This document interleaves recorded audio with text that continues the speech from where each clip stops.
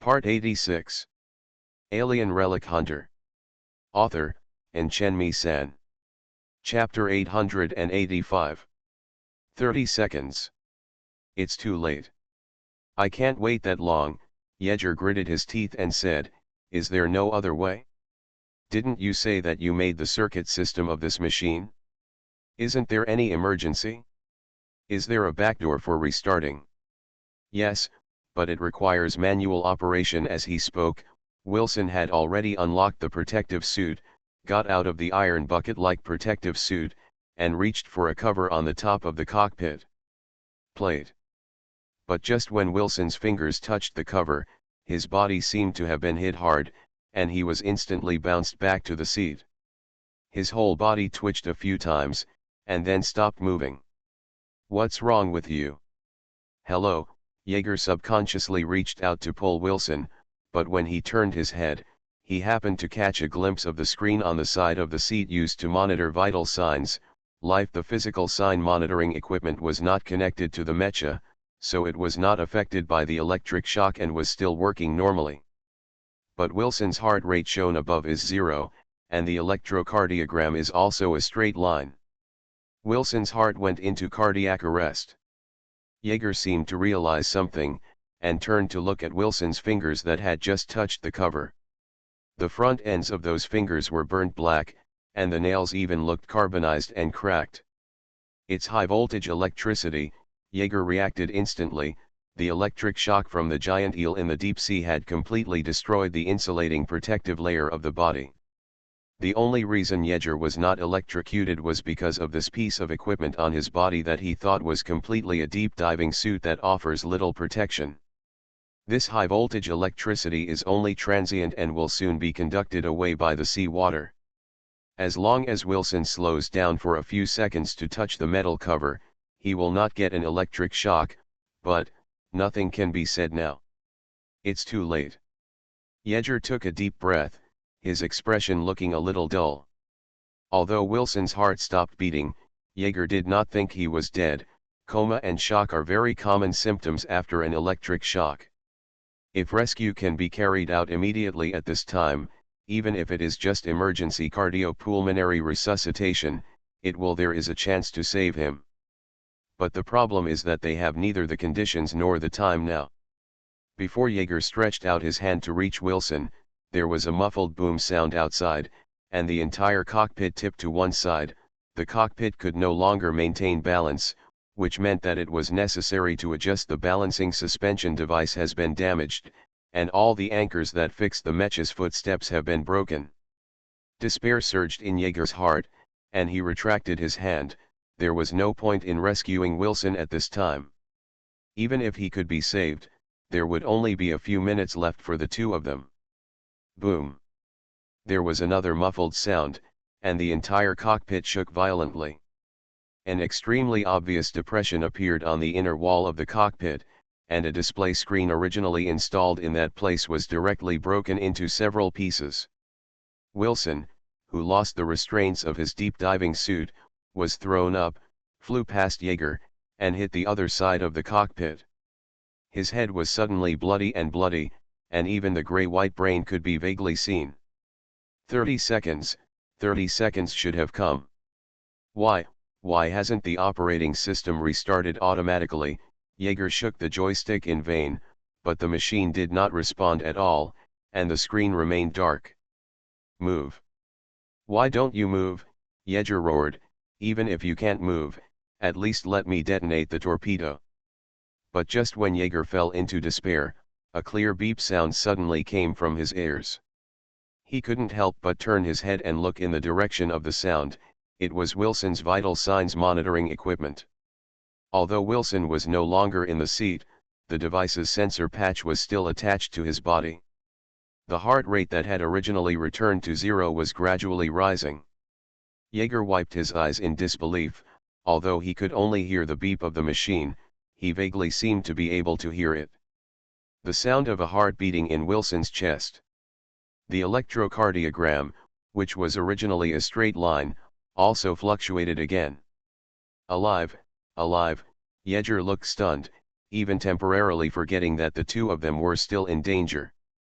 There are fully automatic drug syringes and micro pacemakers inside the deep diving suit for first aid, but Wilson, who takes off the deep diving suit, cannot be rescued by these devices, and at this moment, his heart rate and his breathing are recovering at a speed that can be said to be rebirth.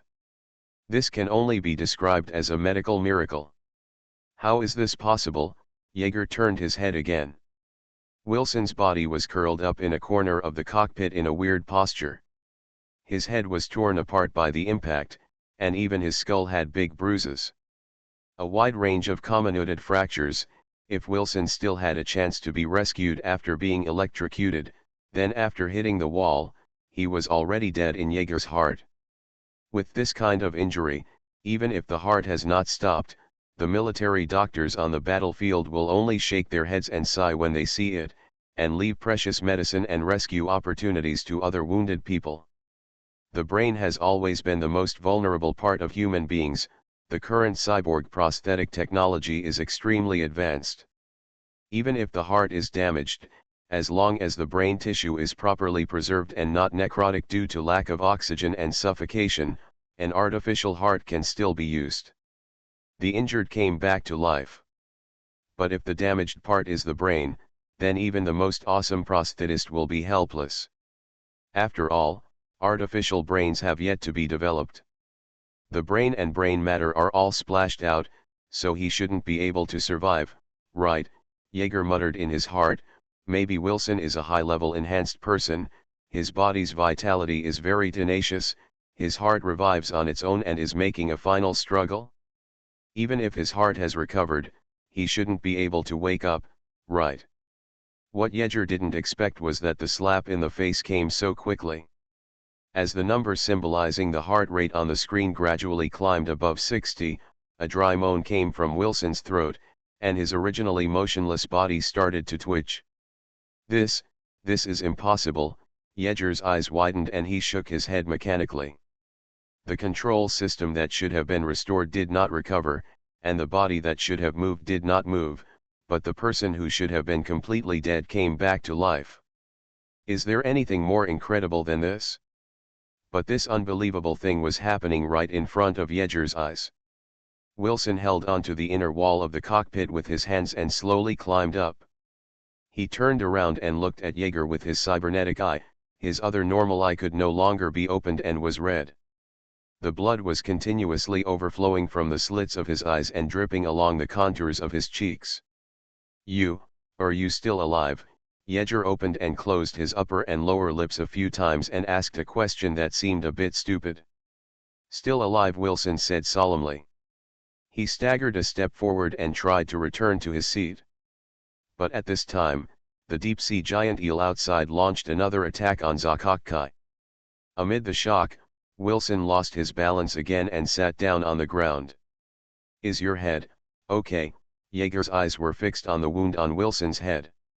In the deepest part, the gray-white brain tissue was clearly visible. Yeager could be sure that those shattered bones must be many of them penetrated into Wilson's brain. Why would he alive and still seem to be sane? It's okay, Wilson whispered, my body has been transformed, and this injury is not fatal to me. Renovation, I see. At this time, Yeager could only accept the statement, let's not talk about it for now. Our current situation is very bad.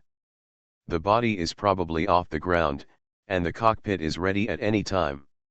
It may be crushed into a discus by the water pressure, and the two of us will become minced meat in this discus. Can you restart the operating system again? 30 seconds should have passed, right? Wilson's gaze moved up slightly and stopped on the cover. Didn't the operating system restart automatically? No, Yeager shook his head. As you can see, I still can't control the machine, and I can't grasp the situation outside at all. Even if I want to self-destruct and die with those giant eels in the deep sea, I can't do it.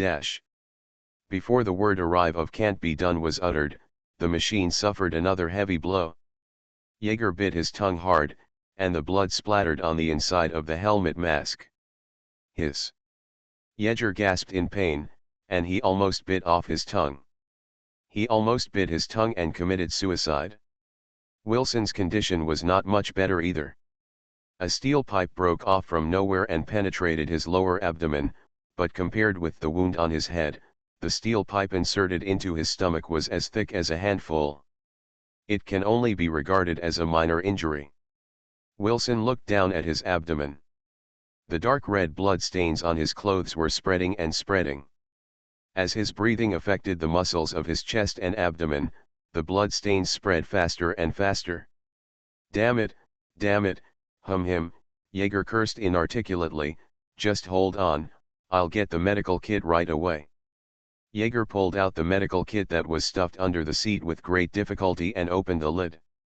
After seeing the common emergency medicines in the medical box, Jaeger hesitated briefly. He first looked at the hemostatic bandages and medicines, and then looked at the disposable morphine preparation fixed on the inside of the medical box with an elastic band. Syringe, then took out the latter and threw it towards Wilson. According to normal first aid measures, you should find a way to stop Wilson's bleeding at this time. It is best to pull out the steel pipe and sew the blood vessels, and use something like a stapler to staple the muscles and skin at the wound, even if you cannot remove the steel pipe, but you should at least apply hemostatic gel around the wound to stop the blood from continuing to flow out. But the severely deformed depressions on the four walls of the cockpit kept telling Jaeger that at this time, any rescue measures seemed so unnecessary, such as tourniquets, hemostatic gel. At this time, they were all not as useful as a painkiller. It has to be said that the tenacity of this temporarily modified machine was far beyond Jaeger's expectations. Every time it was attacked by the giant eel in the deep sea, Jaeger thought that the machine was about to disintegrate, but it just persisted. Lasted until now. He also took out a syringe for himself and stuffed it into the fully automatic injection chamber on the deep diving suit. As the medicinal liquid was injected into the body, the pain in the tongue was slightly relieved. I don't know what to say now. Although he gave himself a painkiller injection, the injury on his tongue still made Jaeger's pronunciation very weird, as if he was holding a big mouthful of ice cream. Maybe we should take this opportunity to write a suicide note, but I think even if we leave a suicide note, no one will be able to see it. I'm not going to die here, Wilson said. Yes, we won't die here. Jaeger nodded and followed the other person's words. It was already this time, and he didn't want to argue with the person who was about to accompany him to death. Wilson did not answer, but held the steel pipe with both hands and pulled it out of his body forcefully. The imagined scene of blood spurting out did not appear. The wound on Jaeger's abdomen was only exposed for a short moment, and the squirming flesh sprouts blocked the terrible hole. What? Jaeger's eyes widened, and he immediately moved the focus of his sight to Wilson's head. Similarly, at the wound on the top of his head, a piece of blood-red flesh had condensed out of nowhere. The membrane wrapped the wound. You said you transformed people, but I have never seen such a transformed person, Jaeger said in a trembling voice. This kind of recovery ability cannot be obtained by transformation surgery. It is absolutely impossible. Who are you? No. What are you? Now is not the time to discuss this matter with you. Wilson gave Jaeger a deep look and stood up from the ground. If you want to live, just cooperate with me. P.S. Here is a rumor. Although there are indeed rich blood vessels and nerves in the tongue, even if the tongue is bitten off, it is difficult for a person to die directly from it, the so-called suicide by biting the tongue. According to the author's own research, he probably died of suffocation caused by swallowing the bitten-off tongue and blocking the trachea, or died of shock due to severe pain, but no matter how the cause of death was determined, it would not be excessive blood loss. Alien Relic Hunter. Author, Chen San. Chapter 886. Cooperate. How to cooperate? Jaeger asked. He suddenly realized that at this critical juncture, it no longer mattered whether Wilson was a human or a monster. On the contrary, if this guy had any hidden cards or any surprising abilities, Jaeger wished that he was now use it quickly.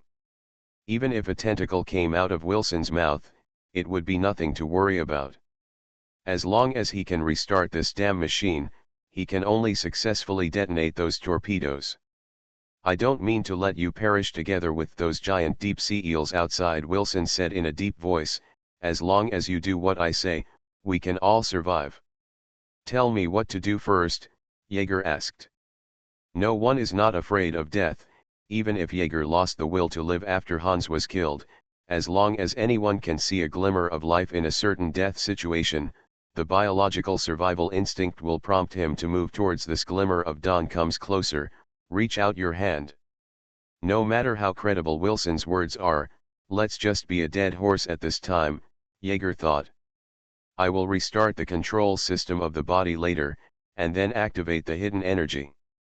After restoring control of the body, don't fight with these deep-sea giant eels, and rush directly to the underwater pyramid. Wilson spoke quickly, but he enunciated the words very clearly, as if he was afraid that Jaeger heard him wrong, and the syllables of each word were spoken very standardly. Those deep-sea giant eels will try their best to stop us, don't worry, you just need to use the thruster's output. Just push the valve to the top, even if the propeller and engine will explode due to overload, it doesn't matter.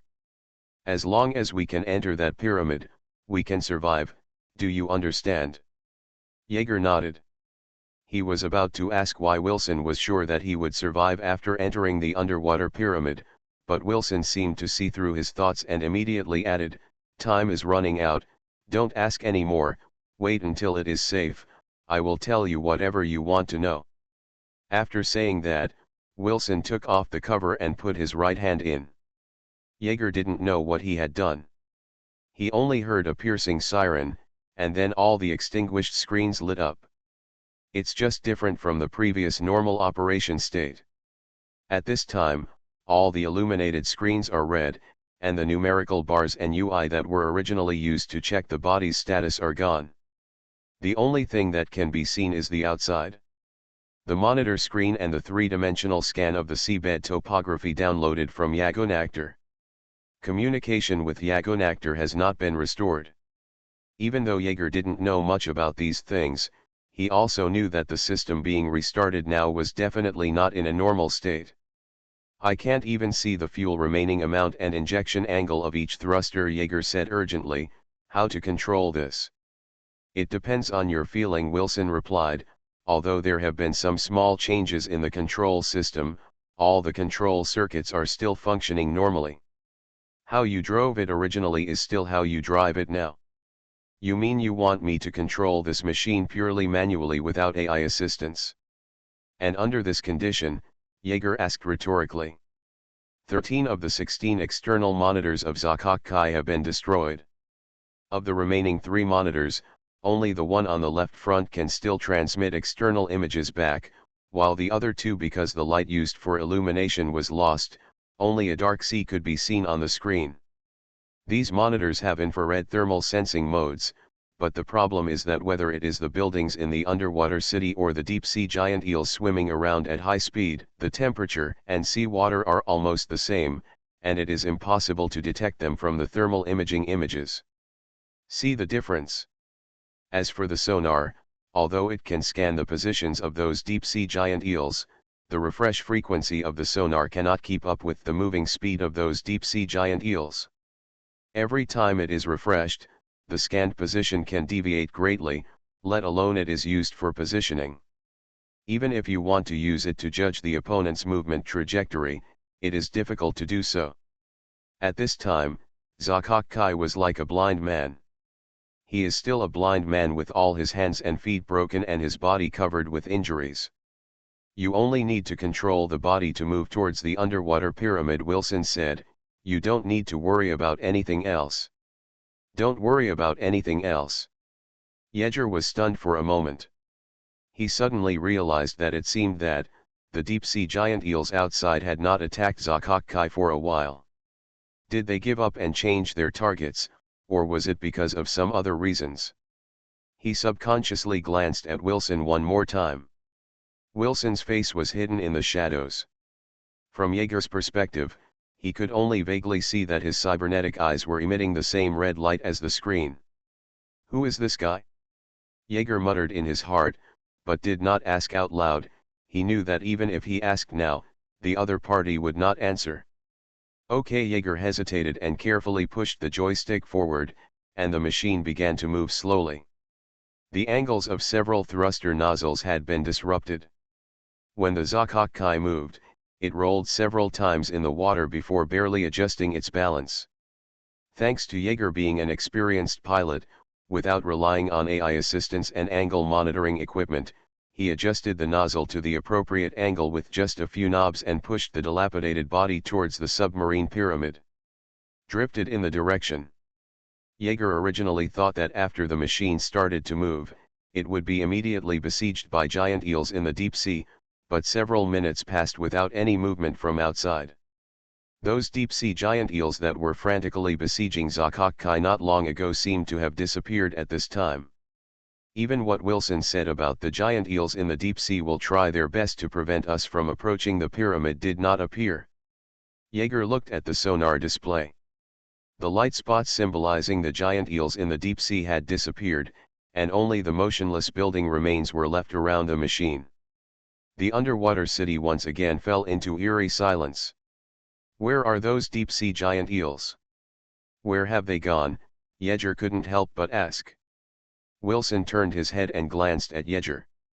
For some reason, Jaeger always felt that the red light emitting from Wilson's prosthetic eyes was a bit scary. Like blood. You'll find out soon enough, Wilson said carefully.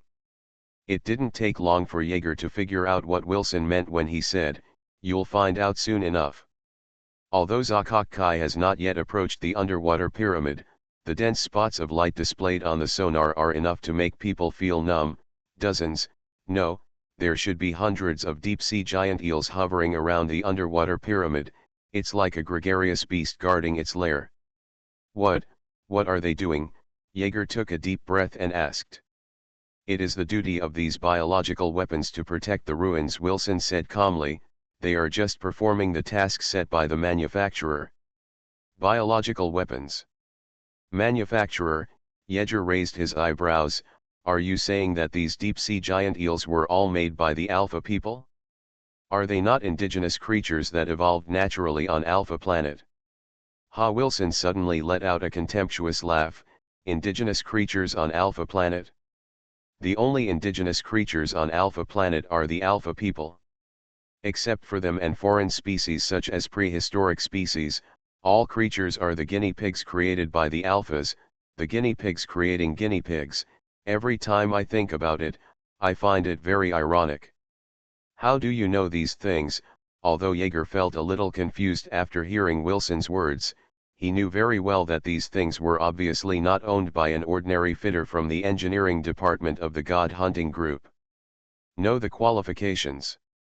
Even Major General Alexander, the commander of Fleet Zero, may not necessarily know these things. Wilson shouldn't know these things, but Jaeger didn't think his words were just random talk. I said, after entering the underwater pyramid, I will tell you everything you want to know, Wilson said. Now, prepare to launch all the torpedoes, and then move towards the base of the pyramid at maximum speed. There will be a door there, rush in, and we can survive. Charging forward against the torpedo's shockwave? I'm afraid the machine can no longer withstand such devastation, Jaeger worried. The machine will disintegrate halfway before it can get close to the pyramid. Before this, didn't you still want to die with those giant eels in the deep sea? Now they are gathered there, and the torpedo launch button is in your hand. For you, isn't this an excellent opportunity? Why are you hesitating now? Is it because there is no more threat of death? Wilson asked one after another. No, I tell you very clearly that we have never escaped the threat of death from beginning to end. You can try to back off. I guarantee that these deep-sea giant eels will rush up immediately and tear the machine and us into pieces. Then why don't they rush up now? Jaeger asked doubtfully. Because protecting the underwater pyramids has the highest priority. They must ensure the absolute safety of the pyramids before doing anything else. Then. Jaeger seemed to have guessed something, turning his head and staring closely at Wilson's arm that was still inserted behind the cover. Wilson's arm was also a cyborg. The prosthetic limb is just covered with a layer of silicone artificial skin that is very similar to human skin.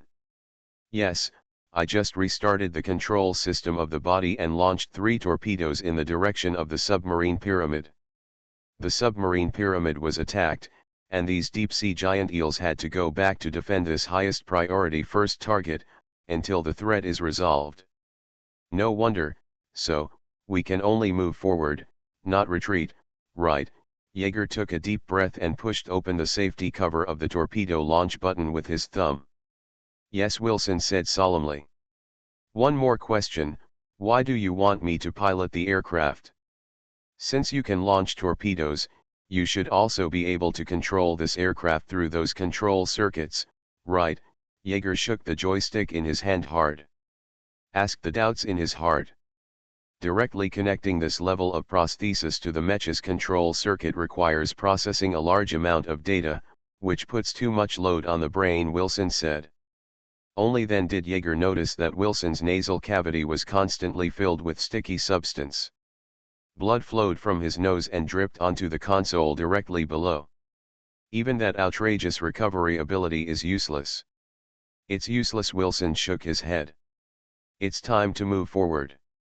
There is not much time left for this body and this machine, and those deep-sea giant eels will soon rush up. Okay, as long as this machine body does not disintegrate. Yeager gritted his teeth, pressed the torpedo launch button heavily, then pushed the joystick to the bottom, and at the same time, his right foot firmly stepped on the propeller. Injection valve. Even at the bottom of the water, he could still feel a strong push against his back, followed by a dull explosion along the seawater, and a terrifying shockwave half a second earlier than the explosion. To open the energy shield, just open the shield behind the body, Wilson shouted. Don't stop, charge forward. Yeager immediately did as he was told. He knew very well why Wilson asked him to activate the shield behind the body. The heat released by the energy shield would evaporate the seawater in contact with it into water vapor, and in the process it would produce a huge thrust pushed the body out like a cannonball. The dilapidated Zakakai hit the sweeping shockwave head-on. Even the last monitor screen that could see the outside scene went black, but fortunately, the body did not disintegrate. Deadly seawater did not pour into the cockpit. Continue to accelerate forward. The airtightness of the cockpit is still intact. Don't worry about anything else, Wilson urged. These torpedoes cannot kill the giant deep-sea eels. They will attack us soon. We have to wait until we are entangled before you go up, rush in. I know. I know, Yeager responded repeatedly. He felt that the joystick in his hand was creaking, as if it would be crushed by him at any time. There were constant bang-bang sounds around the cockpit. The screen shattered one after another, and the fine transparent powder flew around like stardust, and was dyed the color of blood by the weird red light. The next moment, Yeager felt that the power on the feedback joystick disappeared. This situation can only mean two things. First, the feedback sensor failed. Second, they had left the area with terrifying pressure and super high density deep ocean waters. You are listening to Novels at Bless Up channel. Wish you happiness and luck. Please subscribe to receive new novels. How do you feel about this novel? Please like and leave a comment. Alien Relic Hunter. Author, Chen-Mi-san. Chapter 887. Very good, we got in successfully. Wilson spoke before Yeager could ask. He seemed to be talking to Yeager, but also seemed to be talking to himself.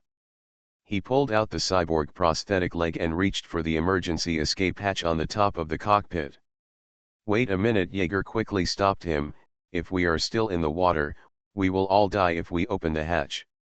If we are still in the water, I can't open this door, Wilson said without looking at him, unless the airtightness of this cockpit has been destroyed, but before that, we have already died. Because the cockpit was severely deformed, Wilson had a lot of trouble opening the emergency escape hatch, but when he pushed the hatch outward, a bright light immediately shone in from the outside. This is the Light inside the pyramid, Yeager said in astonishment. Looking out of the hatch from his angle, he couldn't see anything. Wilson ignored Yeager and climbed out of the emergency escape hatch. Hey! You haven't put on your weapons and gas mask yet, Yeager reminded quickly. Wilson still didn't answer, didn't even say no need. Yeager suddenly felt a strong sense of uneasiness in his heart. He did not bother to comply with the regulations, such as after making an emergency landing in an unknown area, make sure that the surrounding environment is safe and normal before leaving the vehicle 3 times, 5 times, and 2 times were lifted. He unlocked the lock of his deep diving suit, unfolded an FMG folding submachine gun, and followed Wilson out of the cockpit. This is an extremely broad space. The height of the dome is at least 150 meters or even more than 200 meters. There is a high wall connected to the dome in the distance. The high wall and the dome both present a dim copper color. To be precise, it is more like the color of a magnificent palace-style building after its paint has been oxidized. The light he just saw in the cockpit comes from countless light balls floating under the dome. These light balls are not connected to the dome by any cables, and Yeager doesn't know how much energy they require to glow and levitate. Supplied, but considering that even human civilization has non-contact energy transmission technology, with the technological level of Alpha civilization, it should not be difficult to achieve this. Yeager looked back behind him again, and saw the dilapidated Zakok Kai kneeling on the ground. Almost all the external armor had fallen off, the core frame had been severely deformed, and all kinds of horrific scars were all over every part of the body. Corner, this machine was able to send the 2 of them here without disintegrating in the water or being crushed into a lump of iron. Yeager thought that with this luck, he might win the jackpot if he used it to buy lottery tickets. The 2 mechanical arms of Zakok Kai were dragged on the ground. A little further away, there was a pool that was level with the ground. The pool was very large, occupying almost half of the entire vast space. Yeager only took a few steps closer to the pool, and felt a sting on his exposed skin. The radiation content in the pool water was not low, and coupled with the dark ink color, it was basically certain that the pool led directly to the outside of the pyramid. Zonghai, he had just rushed out from under the pool in a mecha. The boundary between the pool and the ground is a curve with a large arc. I don't know why, but after looking around for a week at this space that is half sea water and half dry ground, Yeager subconsciously thought of the symbol used in ancient Chinese Yuxiu. Yin and Yang Tai Chi patterns. But Alpha civilization should have no connection with those things. Yeager scratched his head and turned to look at Wilson. I saw this tall, strong man standing not far away at this time, with his head slightly raised, seemingly lost in thought while looking at the light ball on the dome. Hey, Wilson, Yeager greeted him. What you just said was that after entering the underwater pyramid, you told me everything I wanted to know. Now dash. Before Yeager finished speaking, Wilson raised a hand to signal him to be silent. What do you mean?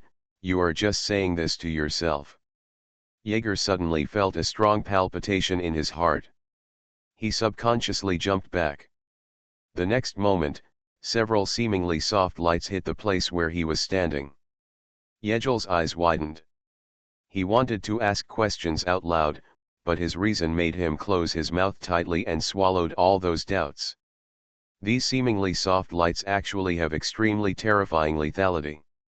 Although Yeager avoided them, the equipment bag he left on the spot was pierced by one of the lights. This equipment bag uses a kind of intensity. It is made of bulletproof fabric that is more than 10 times stronger than Kevlar fiber. Even the FMG folding submachine gun in Yeager's hand for self-defense cannot penetrate it. In practical applications, this equipment bag can even be lifted. It stood up to act as a shield, but now, a hole was drilled into it from the front and back by the soft light. The equipment bag was not deformed, moved, or burned.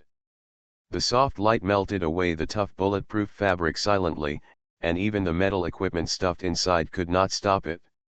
If this soft light shines on the body, it is estimated that the body will be pierced. Yeager's back was already wet with cold sweat, and his heart rate instantly soared to more than 170 beats per minute. Looking along the trajectory of the soft light, the objects that emit these soft lights are the light balls suspended under the dome. These light balls are not only lighting devices, but also defensive weapons in this underwater ruins. There are thousands of such light balls in this space. If Jaeger is targeted at the same time, he will have no way to avoid them. Why wasn't Wilson attacked? Jaeger forced himself to calm down and carefully moved one step to the left, one step, and another. The lamp ball did not attack him again. Are these defense devices triggered by sound? Jaeger thought to himself. He suddenly remembered that Wilson, who suddenly became mysterious and seemed to know many unknown things, had not said a word since leaving the cockpit. When he asked him just now, the other person, the gesture he made was also the standard silence gesture during team combat. In addition, he was attacked just after he finished speaking, so the sound is likely to be the way for these light balls to detect enemies. Wilson turned slightly sideways, seemingly a little surprised that Jaeger had dodged the attack. He twitched the corners of his mouth with a half smile, and then made another gesture. The meaning of the gesture is, "You are still in danger now, don't let your guard down." Why did this guy say it now? Jaeger said angrily. Did he originally intend to use these things to silence me? Otherwise, why didn't he mention these things before opening the cockpit? Jaeger suddenly felt the urge to raise his gun and aim at Wilson, who was not far away. However, impulse is impulse. In this place that is completely unfamiliar to him, the only person he can rely on is Wilson, who seems to know this place very well. Jaeger was not even sure whether this Wilson was the fitter recruited by the hunting god hunting group. With such ability and knowledge, his best place should be with Kaylan and others. Go explore those high-level ruins together instead of staying in the engineering department twisting screws and playing with welding guns. Maybe, we shouldn't have listened to him just now, he murmured in his heart. Speed up directly in the direction of Yagunactor. Maybe we can go back. Jaeger took a deep breath. He didn't dare to act rashly until he understood the attack methods of these light balls.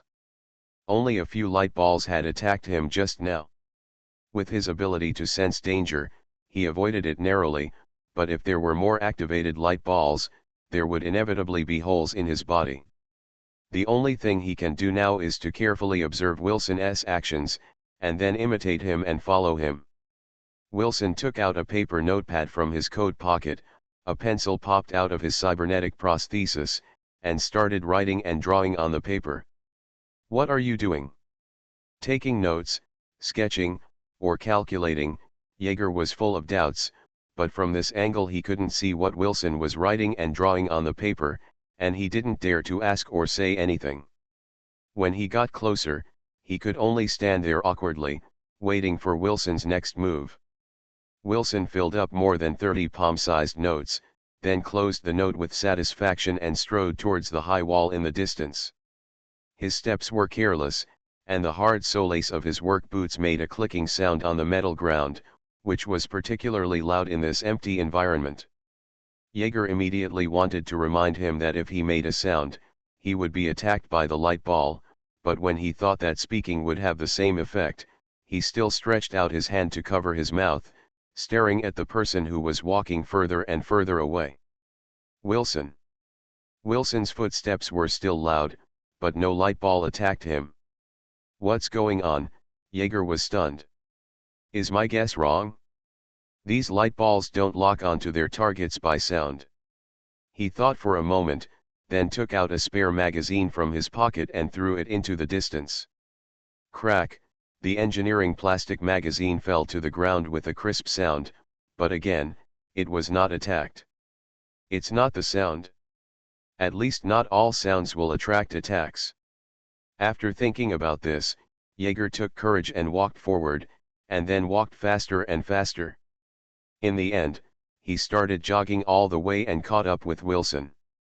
Jaeger took out a tablet from his arms, wrote a sentence on the screen with his finger, and handed it to Wilson. Is it true that only speaking out will attract those attacks? Wilson glanced at Jaeger out of the corner of his eye, nodded, and then shook his head. What does it mean? Jaeger was a little confused. First affirmative, then negative, does this mean yes, but not entirely? In addition to speaking, can you tell me what other actions will cause the light ball to attack? Jaeger wrote a second sentence on the tablet. Wilson stopped, took the tablet, quickly wrote a few words on it, and then handed the tablet back to Jaeger. On the screen, under Jaeger's question, there was a scrawled phrase. Anything that would cause them to assume you're human. Any. Will it cause? They. Do you think I'm human? The behavior of. Yegel stared at this sentence for a long time and thought about it, but he couldn't think of a reason. If these defense devices would attack targets identified as human beings, then why didn't walking or even running cause attacks? In addition to speaking, any action I am doing now, including breathing, can be considered a human behavior? This is like the automatic defense systems on the Ark. AI needs to identify illegal intruders. After determining that the other party does not have permission, it can lock the target through images, temperature, sound, ground pressure, and even changes in heartbeat and airflow. This Alpha civilization's enemy finding mechanism can't be any further behind than human civilization, right? Apart from not speaking, he was just a completely normal person, right? Can't those light balls be recognized? Assuming that the person who broke into this underwater pyramid was mute, wouldn't these defense devices be in vain? I don't understand what it means. Jaeger wrote another sentence and handed it to Wilson. Wilson's face showed a look of impatience, but he still took the tablet and wrote his answer. This time the answer is human beings in the narrow sense. Human beings in the narrow sense. What is human in the narrow sense? Jaeger felt that the mess in his mind was not only not untangled, but was made even more messy. Just as he was thinking hard, the two of them had reached about 50 meters away from the high wall. Wilson stopped without warning, and Jaeger stopped immediately when he saw this. Before he figured out how to cheat the defensive device, his best option was to imitate what Wilson did. Wilson squatted down, used his other hand to unscrew the cyborg prosthesis, then stood upright on the ground and began to retreat. Jaeger also retreated with him. The two of them retreated for a full 10 meters before stopping. Wilson took out something like a mini remote control and pressed the button gently. The cyborg prosthetic limb that was standing on the spot immediately disintegrated, and blood-like liquid shot out from it. Hundreds of soft lights suddenly shot towards the blood that shot out. P.S. Thanks to book friend 2021030720333327225 for the 1,500 starting coins, thanks to H. Hanbaobao for the 100 starting coins. Alien Relic Hunter author, and Chen-Mi San. Chapter 888. One or two soft lights hitting the ground will not produce any change, but when hundreds of soft lights hit a location at the same time, it is like sunlight focused by a convex lens, and a coin is burned on the ground. Size holes. Yegel suddenly heard a gudong sound. Within a few seconds, dark sea water emerged from the hole. Then, the entire space began to tremble, and the ground began to appear to one side. Sign of tilt. Yegel suddenly felt suffocated. He wanted to ask Wilson what he was doing, but he couldn't speak directly. Before he could write on the tablet, Wilson started running towards the high wall not far away. Jaeger had no choice but to follow closely. After running a few steps, Jaeger discovered something very strange. Although the ground was sloping towards the side of the pool, the high wall was gradually beginning to level off, and the angle with the horizontal surface became increasingly larger. The smaller. Assuming that this high wall is directly at a fixed 90-degree angle to the ground, as the ground tilts toward the pool, the wall should move above Jaeger's head and become a new ceiling. But now, it looks like a quilt. It was as if the cardboard that had been folded at 90 degrees was slowly flattening out. Finally, When the angle between the high wall and the ground reached almost 180 degrees, Wilson and Yeager climbed up the high wall one after another. Yeager looked back and saw something emerging from the hole. The incoming seawater has merged with the seawater submerged due to the tilt of the ground, and is flowing in this direction. As for the dilapidated Zakokkai, it had sunk to the bottom of the pool and disappeared. Wilson's footsteps did not stop, and Yeager could only continue running forward with him. Within the Tower of Babel, or rather, in the underwater city No. 2. Kailan and Sanzan-san have already searched the ruins of 3 medium-sized neighborhoods. During this period, they were attacked by a total of 15 times by undersea creatures. Without exception, the genetic sequences of these creatures that attacked them were very similar to Yinglong. From another perspective, these creatures can be regarded as distant relatives of the prehistoric species, and they are not the type that cannot be hit with 8 poles. Humans and chimpanzees are close relatives in species science, with a genetic similarity of nearly 99%, and dolphins, which are also mammals, are also as high as more than 80%, according to Z-Logo's analysis. These undersea creatures, and the genetic similarity of the monster seraph evolved from the egg of the dragon ranges from 95% to 97%. Calculated according to the classification method of phylum, order, family, genus, species of human civilization biology, these little things who were casually strangled to death by Z-Logo's space power can at least be classified as prehistoric species like Yinglong. Within the same family. Of course, the premise is that a classification can be specially developed for prehistoric species in this system, but the problem is that biological classification methods generally classify organisms based on external factors such as appearance and habits. When this concept was proposed, at that time, genetics was not as advanced as it is today. But the most important point is that generally speaking, the higher the genetic similarity between two organisms, the higher the similarity in appearance, body structure, and living habits. These two types of attributes are positively correlated. Therefore, even after the gradual development of genetics, it did not bring any huge changes to biological classification. The problem lies in the prehistoric species. The Institute has a research report. Although the authors are just a few junior researchers who have just become full-time employees, and the organizers and supervisors have the highest title of associate professor, due to the particularity of the topic, this report is confidential.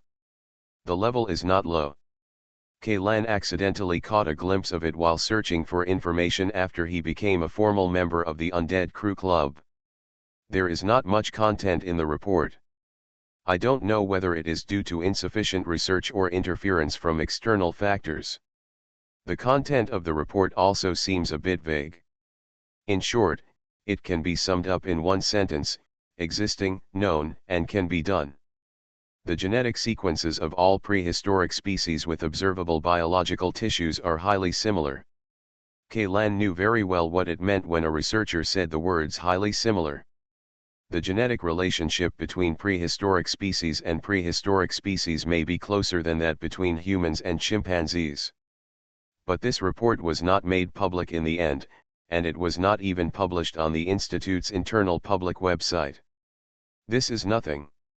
For any normal person with a little basic biological knowledge, seeing this report, the first reaction was that it was nonsense. After all, the differences between the prehistoric species were so great that it would be unconvincing to say that they were close relatives at the genetic level. What's more, this report does not record in detail which samples of prehistoric species this research team took, what the status of the samples was, and under what conditions and methods. There is no data, just there is only one conclusion, as if the students did not write down any problem-solving process during the math test, but only filled in an answer at the end.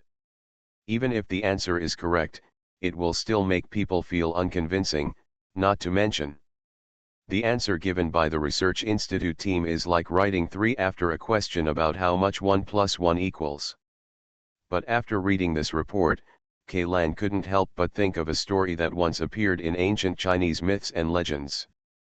A dragon gives birth to 9 sons, all of whom are different.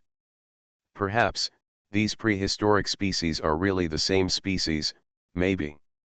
In addition to this report, Kaylan also discovered a brand new term in the internal documents of the Institute called alpha gene. This is a gene that is only found in the prehistoric species and the indigenous organisms of Alpha Planet. On Earth, there is no alpha gene found in the biological gene sequence. Both are carbon-based organisms. In fact, the indigenous organisms of Alpha Planet have many similarities with the Earth's organisms, but this alpha gene is unique to them.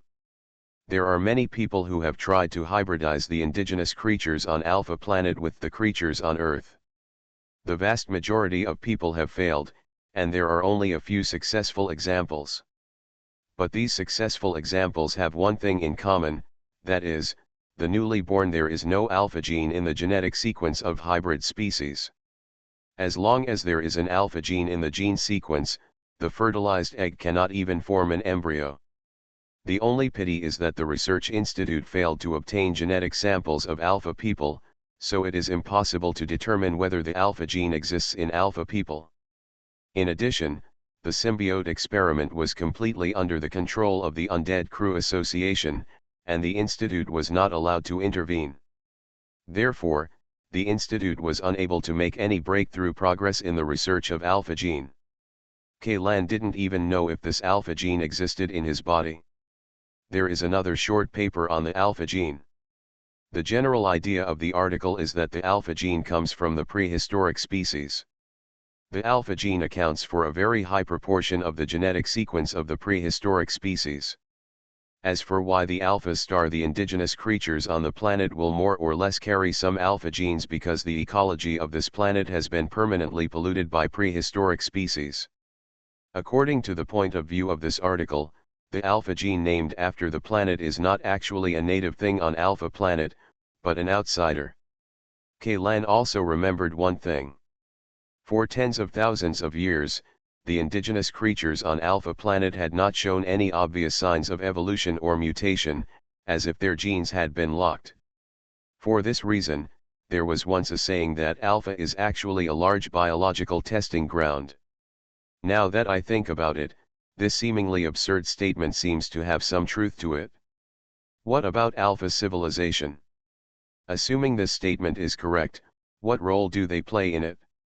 The creator of the proving ground? Or a manager or an observer? Or, an experimental subject? Kaylan was walking through the ruins while thinking about these things. He didn't even notice that 33 stopped at the first time. Kaylan, I sensed a large amount of nano-alloy again, 33 said. High mass?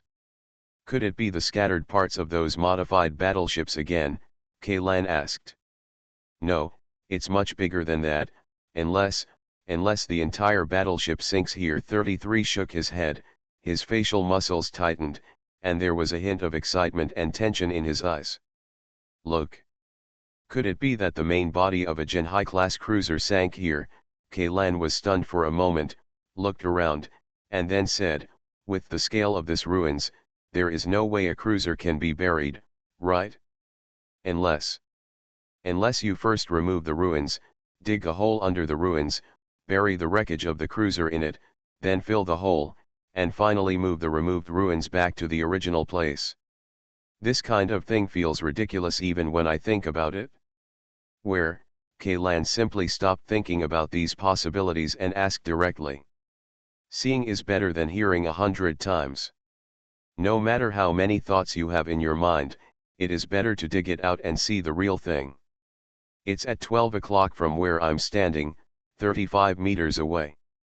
The place 33 was talking about was a relatively large ruin. Although it was relatively large, it was at best equivalent to a collapsed 20-story building. It was absolutely impossible to bury a cruiser. Kaylan stepped over the rubble and debris on the ground and stepped into the ruins. This building looks very different from other ruins. 33 bent down and picked up a fragment. Look, there seem to be many patterns painted on it, as well as the words of the Alpha civilization. This piece the fragments should have peeled off from the wall. Well, they just fit in with the gap in the broken wall. There are also patterns and words on the wall that are about to be worn away. This building is indeed unique, the architectural style of the undersea city, or in other words, the architectural style of Alpha civilization, is mainly simple, especially those residential areas and functional buildings used to live in, which are extremely clean in style. It is neat, and it is rare to have writing or drawing on the walls. This is why relics with Alpha civilization text can sell for high prices. Things are rare and valuable. If relics with text could be seen everywhere in various ruins, then the Research Institute and various consortiums would not offer such high purchase prices. There is one architectural exception. This ruins should have been an altar or a temple or something like that, Kaylan said. I think so too. 33 nodded in agreement. Only in religious buildings can you find a large number of documentary relics. Such relics are the most profitable, but they are also very dangerous. They are everywhere. It's a mechanism, and hunters who enter it often die. In my impression, those large temples are at least B-level relics. That's right. And the texts written on these walls are all prayers used to praise the great gods they believe in. Kaylan nodded. This is an extremely standard religious building. By the way, with everything collapsed like this, there shouldn't be any danger, right? 33 whispered. Besides, the scale of this temple is not that big. Those large temples that started as B-level are usually very large buildings or building complexes where a single temple can be regarded as a ruin. This small temple in front of you should belong to that kind of Alpha city of outbuildings. Compare it with the temples on Earth. The former is the famous Base Han Temple, a large temple with strong incense, while the latter is the city god temple built next to the vegetable market. If there is danger, it shouldn't threaten us. Ze Logo is here, and Kaylan is quite confident. As he walked inside, he used his big hands condensed with the power of space to level the ruins. Soon he pushed to the position where 33 said the massive nano-alloy was sensed, but the problem was, there was nothing here. Is it really underground? Kaylan was stunned for a moment, and couldn't help but think of the ridiculous scene of burying the battleship in the ground that he had just imagined. Well, it's underground, and it's very big. 33 murmured. After Kaylan bulldozed the ruins and the barriers were cleared, his senses became even more acute. Then, dig 3 feet into the ground. Just do what you said, and a big pit was dug out soon. At the bottom of the pit, about 1 meter deep, a round gate made of pure nano-alloy appeared in front of them. Is this what you sensed? Kaylan glanced at 33 and said. That's right, there is writing on this door. What does it mean? Hive City. Alien Relic Hunter. Author, Chen San. Chapter 889. The Nest Capital. Kaylan and 33 looked at each other, and both saw a hint of surprise in each other's eyes. The first time they heard the word hive came from the mouth of the corpse on the high-speed support ship Genoa. After that, Kaylan and 33 both thought that the corpse was referring to the hive capital is the Tower of Babel that stands in the eye of the storm of dense fog in the core area of the Grey Fog Forest. But now, the inscription on this round door made of a large amount of nano-alloy told them that their guess was wrong. Babel Tower is not a nest city. This nest city refers to something else. Did that corrosion also come to this place before his death? But he is not a symbiote, so how can he understand the alpha text on this door? 33 muttered. People who are eroded can often hear some weird whispers, which are irresistible, whether they block their ears or simply knock themselves unconscious.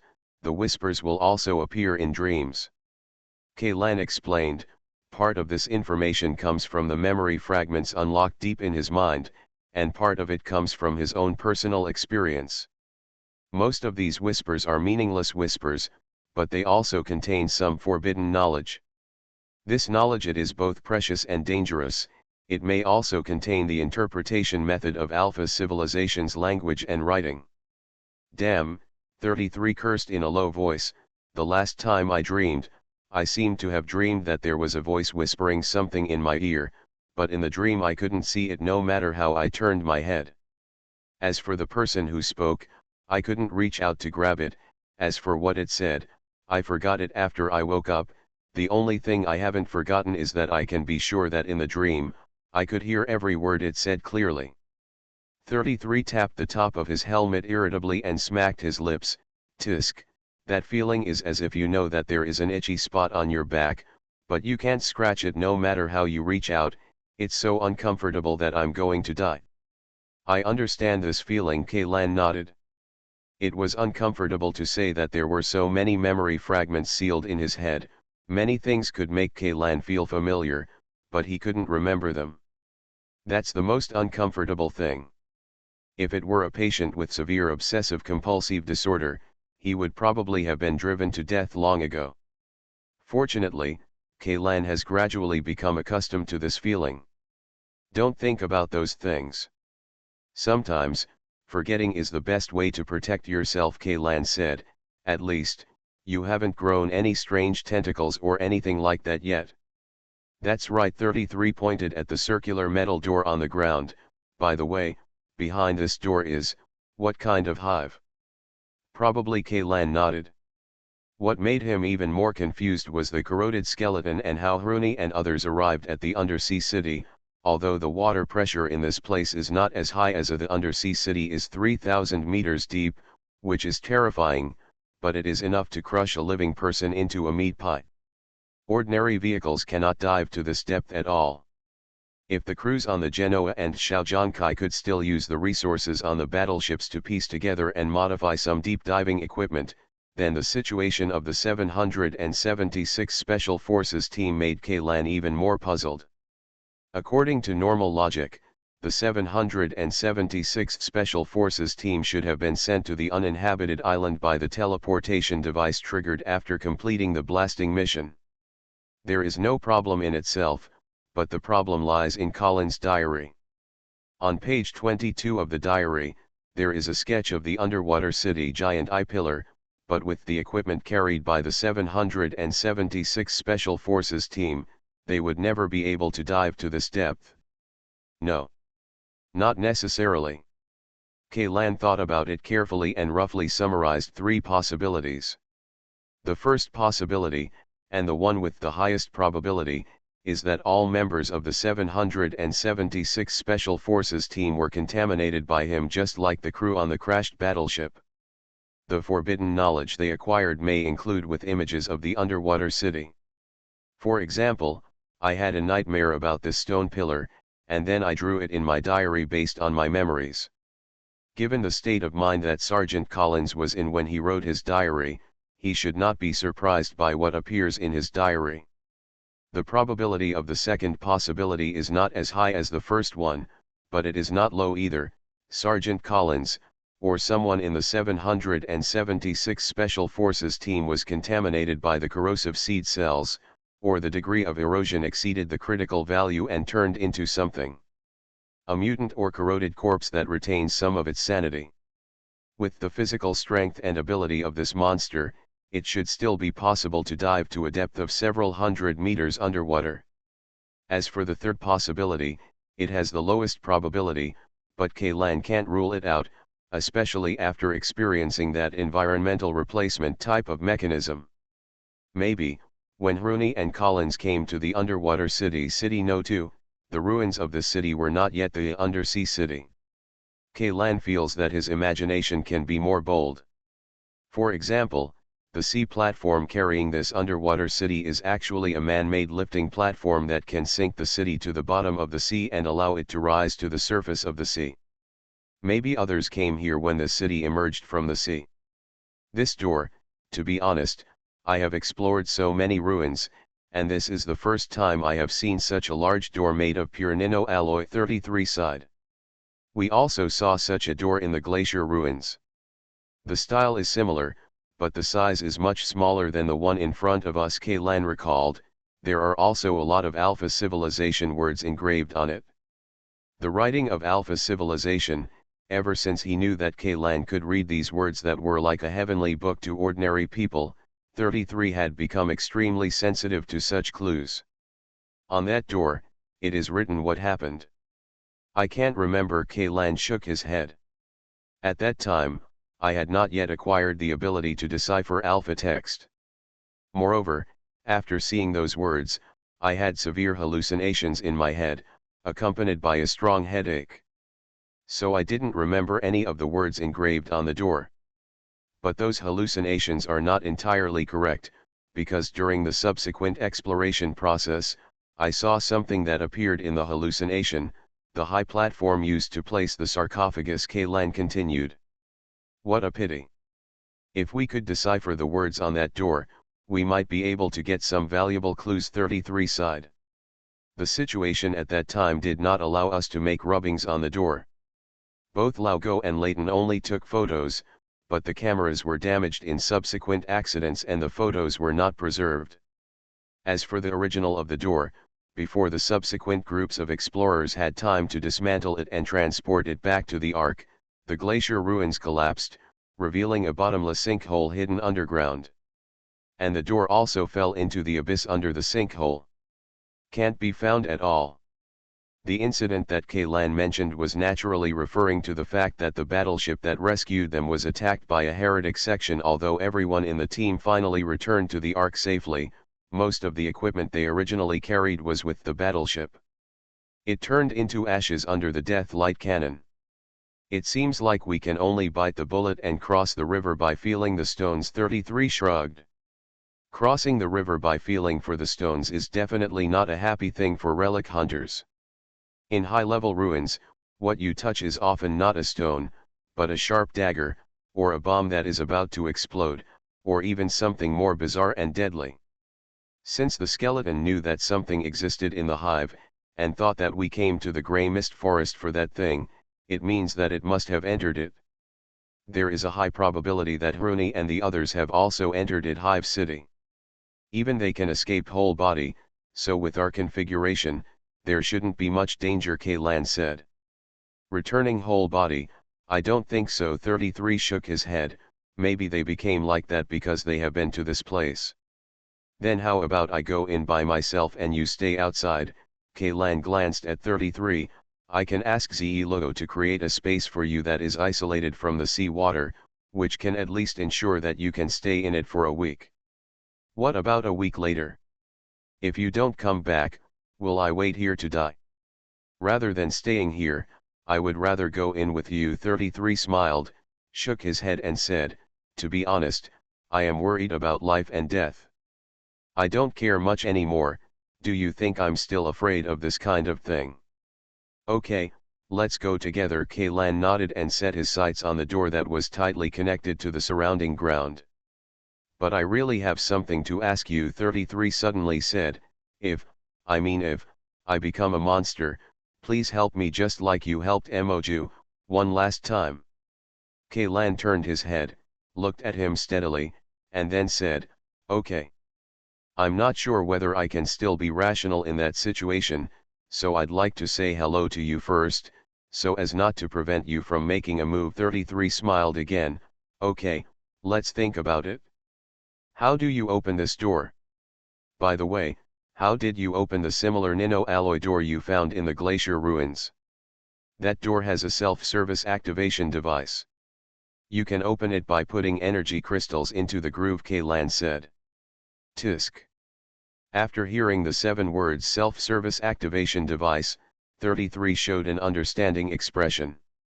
Mechanisms like this one that put energy crystals in as tolls and then open the passage are not uncommon in the ruins of Alpha civilization. Although this kind of mechanism does not pose a threat, it can be regarded as a danger omens.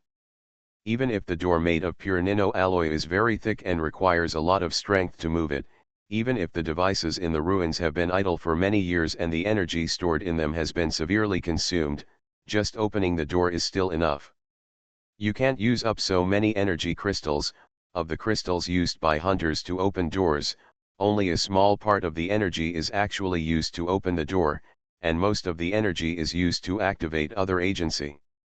This is equivalent to digging one hole after another for yourself and then jumping into them without hesitation. Hunters know this, but in most cases they have no choice. But there's no groove for crystals on the door. 33 walked around the edge of the hive city gate and said. This door is really big, with a diameter of more than 20 meters. As for the thickness, according to 33's detection, it is even larger than the diameter. Instead of saying it is a door, I think the shape of this thing is more like a plug, 33 said. With such a large volume and mass of nanoalloy, it is completely impossible to open it with violent means. Even Zelo's space ability cannot be used. What's more, the commotion caused by violent means to open the door will definitely not be small. If the guy in the abyss hatchery is alerted, it will be great fun. How about trying to dig a tunnel and bypass this door, 33 suddenly thought. He stepped on the ground at the edge of the door and said, although the ground is also very hard, rocks are easier to dig than nanoalloy, right? It's a solution, but it's a last resort. The priority can be moved back a little, Kaylan commented. I don't think alpha people are stupid enough to not consider this kind of problem. It makes sense. 33 crossed his arms. Then can you think of another way? It doesn't have to be the best or the middle strategy. It's okay to have a lower strategy that's one level higher than my next one. Wait a minute, I'll give it a try, Kaylan said. He remembered the liquid door he encountered when chasing Dr. Renee, took a deep breath, and then said to the people in front of him in alpha language, open the door. There was no response from the hive gate. Open, open, open, open for me, open sesame, let me in, let me be healthy. Kaylan changed several words in a row, but there was no change in the hive city gate. What are you doing? 33 glanced at Kaylan strangely and asked. The language of alpha civilization is not spoken with the mouth, so 33 naturally doesn't know what Kaylan just tried. I'm thinking. Kaylan smiled faintly, suppressing the embarrassment in his heart as much as possible. Have you thought of a way? Not yet. P.S. Ha ha ha ha, while filling in the pits today, I would like to round up the previous setting bugs. When I first started writing this book, many of the initial settings were actually not very perfect after all. The pits were opened in a hurry basically. I made a rough outline, filled in a bunch of random inspirations, and started writing. Many details were filled in later as I wrote. In addition to the core settings, many changes have been made in many places, so there are many holes that may be far-fetched to fill. Some readers complained about glacier ruins before. It was unreasonable to use so many energy crystals to open a door. I didn't think about it in detail at that time, because I just came up with this plot in my head. The purpose at that time, it's just a setting to introduce energy crystals, but now that I think about it, if there is a chance to fix this small bug, the overall look and feel will still be very good. I just don't know if the reader who complained at that time continued to read it, and I don't know if he will be able to read this chapter. You are listening to Novels at Bless Up channel. Wish you happiness and luck. Please subscribe to receive new novels. How do you feel about this novel? Please like and leave a comment. Alien Relic Hunter. Author, Chen-Mi-san. Chapter 890. How about I give it a try? 33 took off his helmet, hung it on his waist, then unzipped his upper body, tied the upper part of the protective suit around his waist, and finally rolled up his sleeves. He made an extremely steady horse stance. He slowly stretched out his hands forward, closed his eyes tightly, and his facial expression became increasingly ferocious, although this appearance looked like he was constipated, as 33's strength, the two of them contained nicotine. Nanoalloy's equipment and small accessories were suspended in the air one by one, trembling slightly but with high frequency. Unfortunately, the door made of nanoalloy on the ground remained motionless. A line of thick nosebleeds flowed down the middle of the 33 people, one drop after another, falling on the sleeves of the protective suit knotted around the waist. He tried for a full 10 minutes before he fell to the ground. At the same time, all the floating things with nanoalloy fell down. Are you okay? Kaylan immediately stepped forward and helped Sansan up. No. It's okay, I just lost my strength. 33 casually wiped the nosebleed on his face and waved his hand. This door is too heavy, and my ability can't be used in front of it. Use. Although 33 can control nano-alloy, there is an upper limit to this ability. When he fought against the military god Alexander before, he had controlled Augustus from a distance to jam Alexander's gears.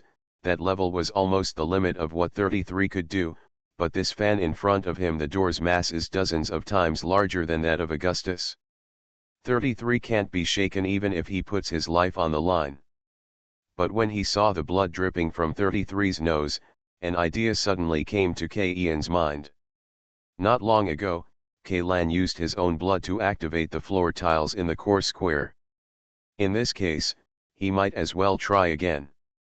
It doesn't cost any money to try anyway, it just requires a little blood. Lan strode to the middle of the gate of the Hive City, stretched out a finger, and an invisible space blade flashed past, and a drop of bright blood dropped directly into the fist-sized inscription grooves. Almost instantly, the blood beads were absorbed by the inscription. There is a reaction. Lan was delighted.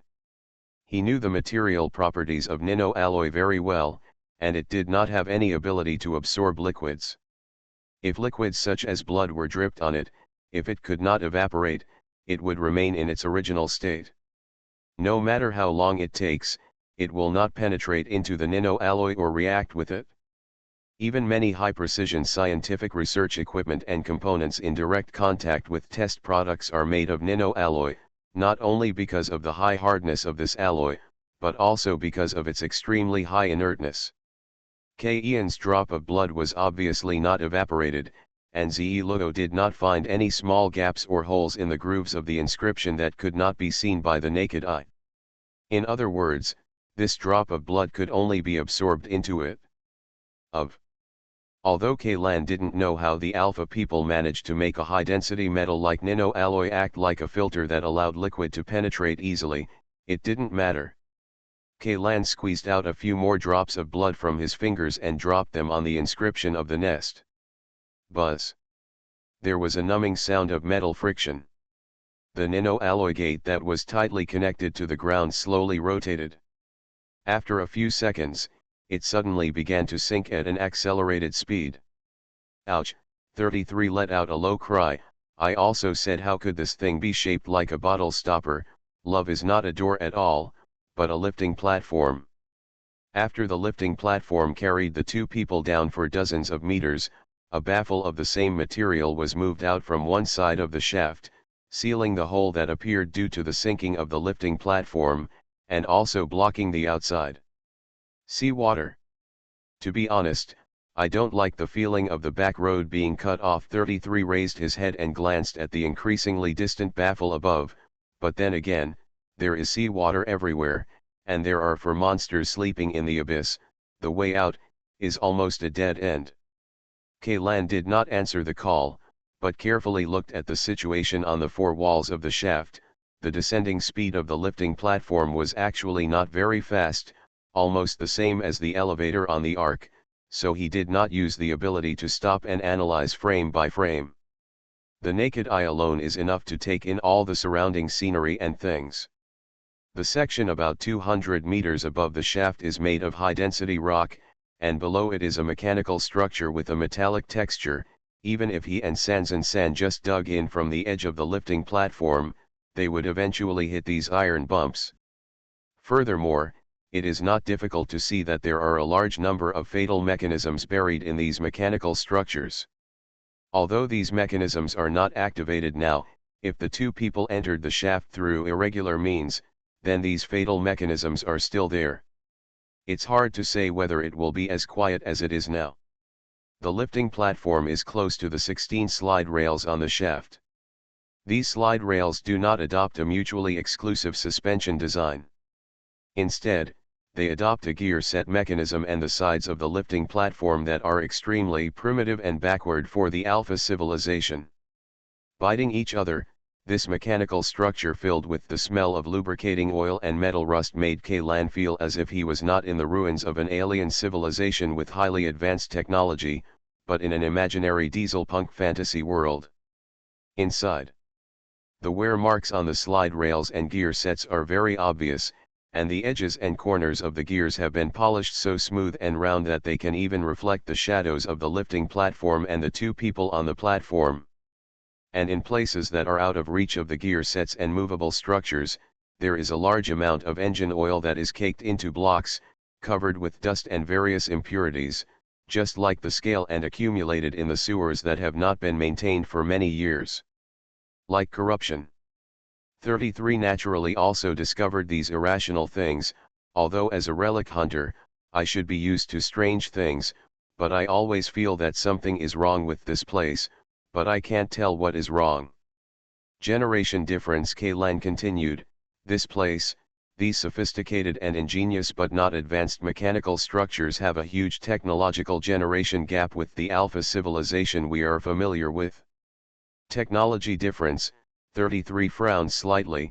I seem to have this feeling, with the technology of the alpha civilization, this lifting platform can be propelled by an anti-gravity device, or any other technology. Even the rail trains of human civilization in the Earth Age have popularized magnetic levitation technology, but this extremely heavy lifting platform actually uses gear meshing to control the lifting. You are right, these mechanical structures are very exquisite and spectacular. It's magnificent, but it can't be called advanced, and the technological level of the Ark is completely capable of making it. Even if we go back 1,000 years, humans in the old era can only create such a machine. 33 paused for a moment before asking in an uncertain tone, speaking of which, isn't this a scenic spot or a theme park? Only this kind of building that does not pursue practical value can choose this thankless design, right? Dieselpunk theme park. Kaylan shook his head, just this shaft and this lifting platform consume an astonishing number of nano-alloys. For alpha civilization, nano-alloys are also precious resources. Have you ever heard that there are people on Earth who use gold to build Ferris wheels and merry-go-rounds?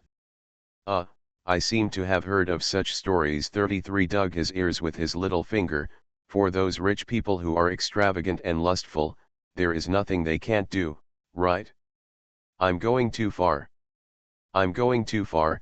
Back to the topic, since they are not non-practical buildings, is there a possibility that this place is an early relic of the Alpha civilization, that is to say, it was built before their technology had developed to that kind of process? Things. Assuming that the Earth is still around, if aliens come to see the skyscrapers in the metropolis and the ancient buildings in the archaeological excavation sites at the same time, they will also lament the technological generation gap between different periods, right? With the technological level of Alpha civilization, it is not a problem to transform the entire Alpha star. Do you think they are the kind of civilization that has the sentiment to preserve ancient ruins? Kaylan muttered softly. What he said was not a rhetorical question, but a question. He was asking 33, and he was also asking himself. If this place is really the relics of the early Alpha civilization, then, maybe we can find something from it to understand the grudges between the Alpha civilization and the Great God, as well as the reasons for the disappearance of the entire civilization. If you want to understand the ins and outs of everything, starting from the original point in the earliest period is indeed a good way. I just don't know which period of Alpha civilization this hive city is a masterpiece of. The lifting platform has been lowered to a depth of about 1,500 meters. The surrounding narrow well walls suddenly disappeared and were replaced by a huge flat cylindrical underground space. This underground space is packed with a large number of rough-style buildings built of metal materials. Countless houses and towers are piled on this plain, and then continue to climb higher, and some places have even touched the ground. The dome of the underground space simply sticks to the dome and expands in all directions. No matter how vast the space is, if it is filled to the brim with messy things, it will give people a feeling of being narrow and suffocating. The illegal buildings that can be seen everywhere are like tumors in this underground city, growing wantonly. Even the most chaotic slums on the Ark can only be defeated by this underground city. There is almost no inch of ground as far as the eye can see. It is exposed, and even the streets can only be built on the roofs and pass through the pitiful gaps between buildings. Kaylan suddenly understood the meaning of the word nest city. Rather than a city for people to live in, it was more like a nest of some kind of insect. Living in the city, you don't have to think about things like comfort and private space, but from the structure of these buildings, you can roughly estimate the population of the city, assuming it rises and falls based on distance. The nearest room on the platform seems to be a loft converted from a container.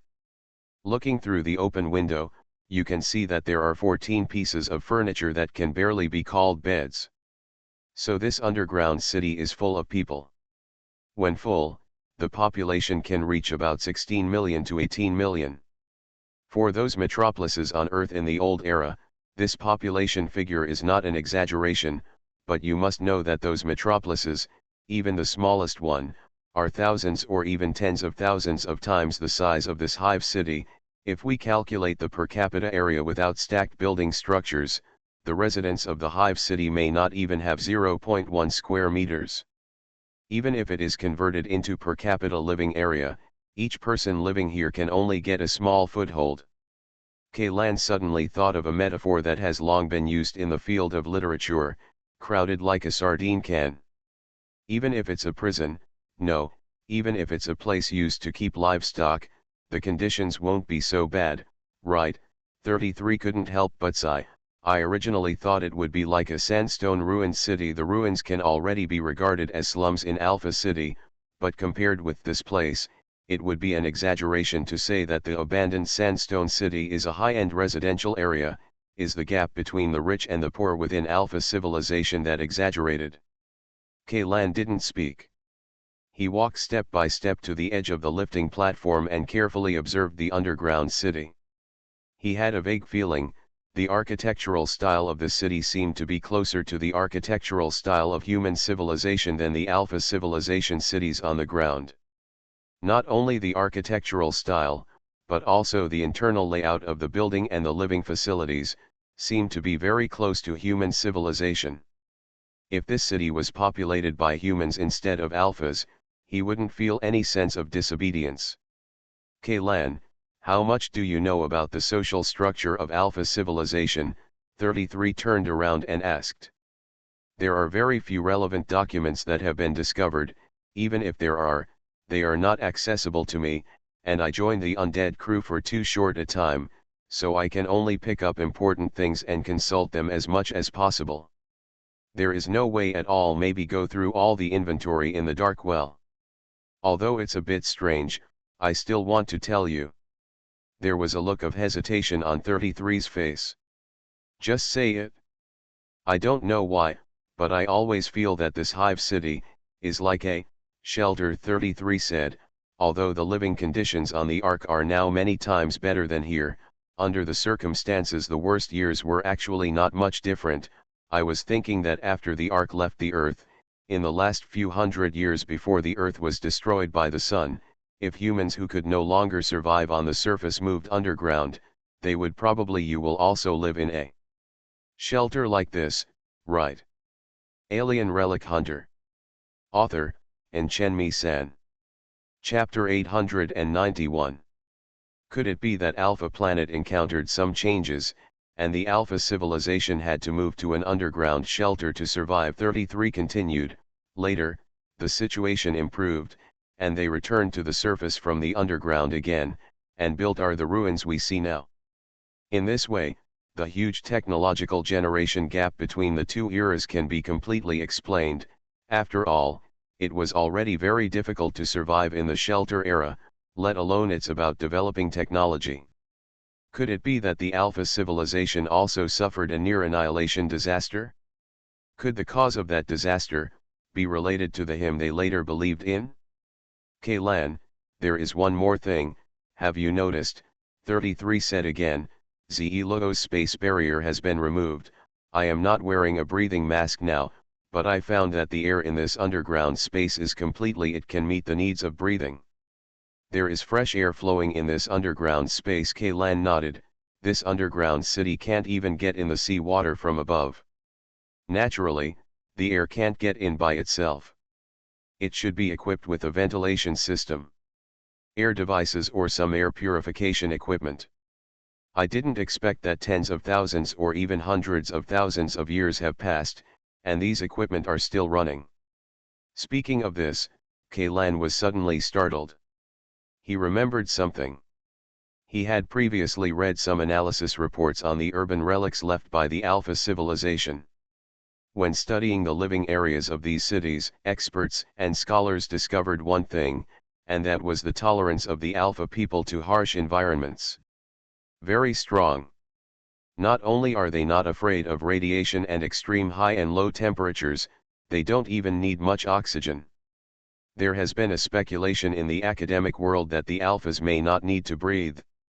At least, their respiratory organs are not the same as those of humans. There is a very huge difference. If this is the case, then the living environment of the Alpha people should not have too high requirements for air conditions, especially in this hive city where the conditions are worse than a pig pen. There is no need for the builders to bother with air conditions. The purification device, anyway, as long as it can meet the minimum requirements for breathing, it is enough. Ian's nose twitched, and he took another deep breath of air that smelled of rust. According to ZE Logo's analysis, the oxygen content in the underground space is roughly between 20 and 30%, which is very high.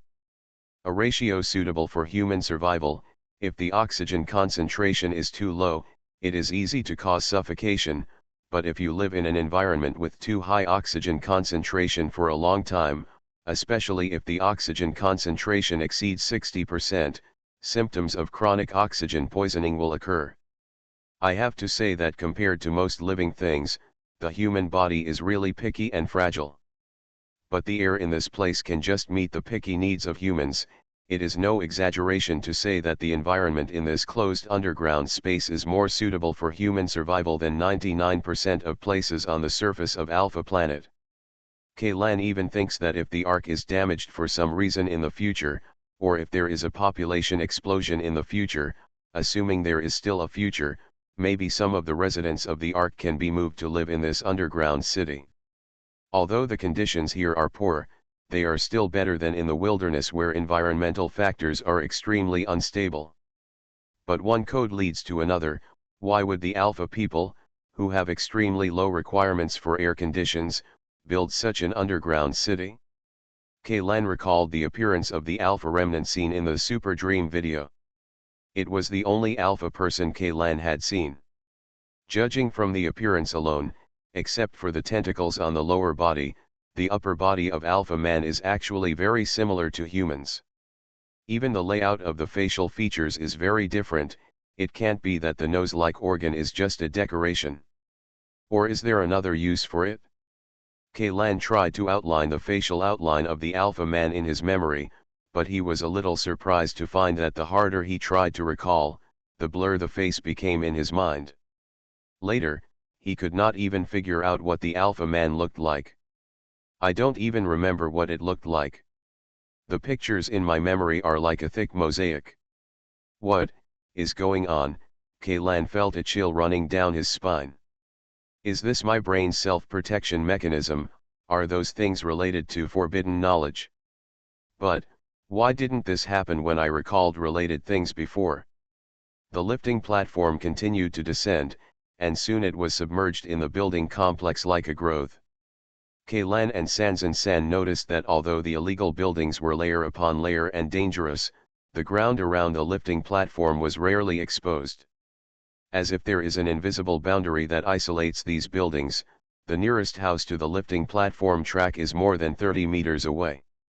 It's like a strange open space suddenly appears among many crowded stores in a popular street in a commercial district where land is at a premium, or like a row of neat teeth being knocked out one by one. No matter how you look at it, it feels extremely abrupt. It's like a petri dish, 33 said. I don't know if you haven't seen that kind of experiment. A drop of reagent specially used for sterilization is dropped in the middle of a petri dish for cultivating certain fungi, and the hyphae grow wildly in the surrounding area. At that time, The medium in the circular area in the middle was clean. I had seen a biologist on the team conduct such a simple experiment in the ruins before.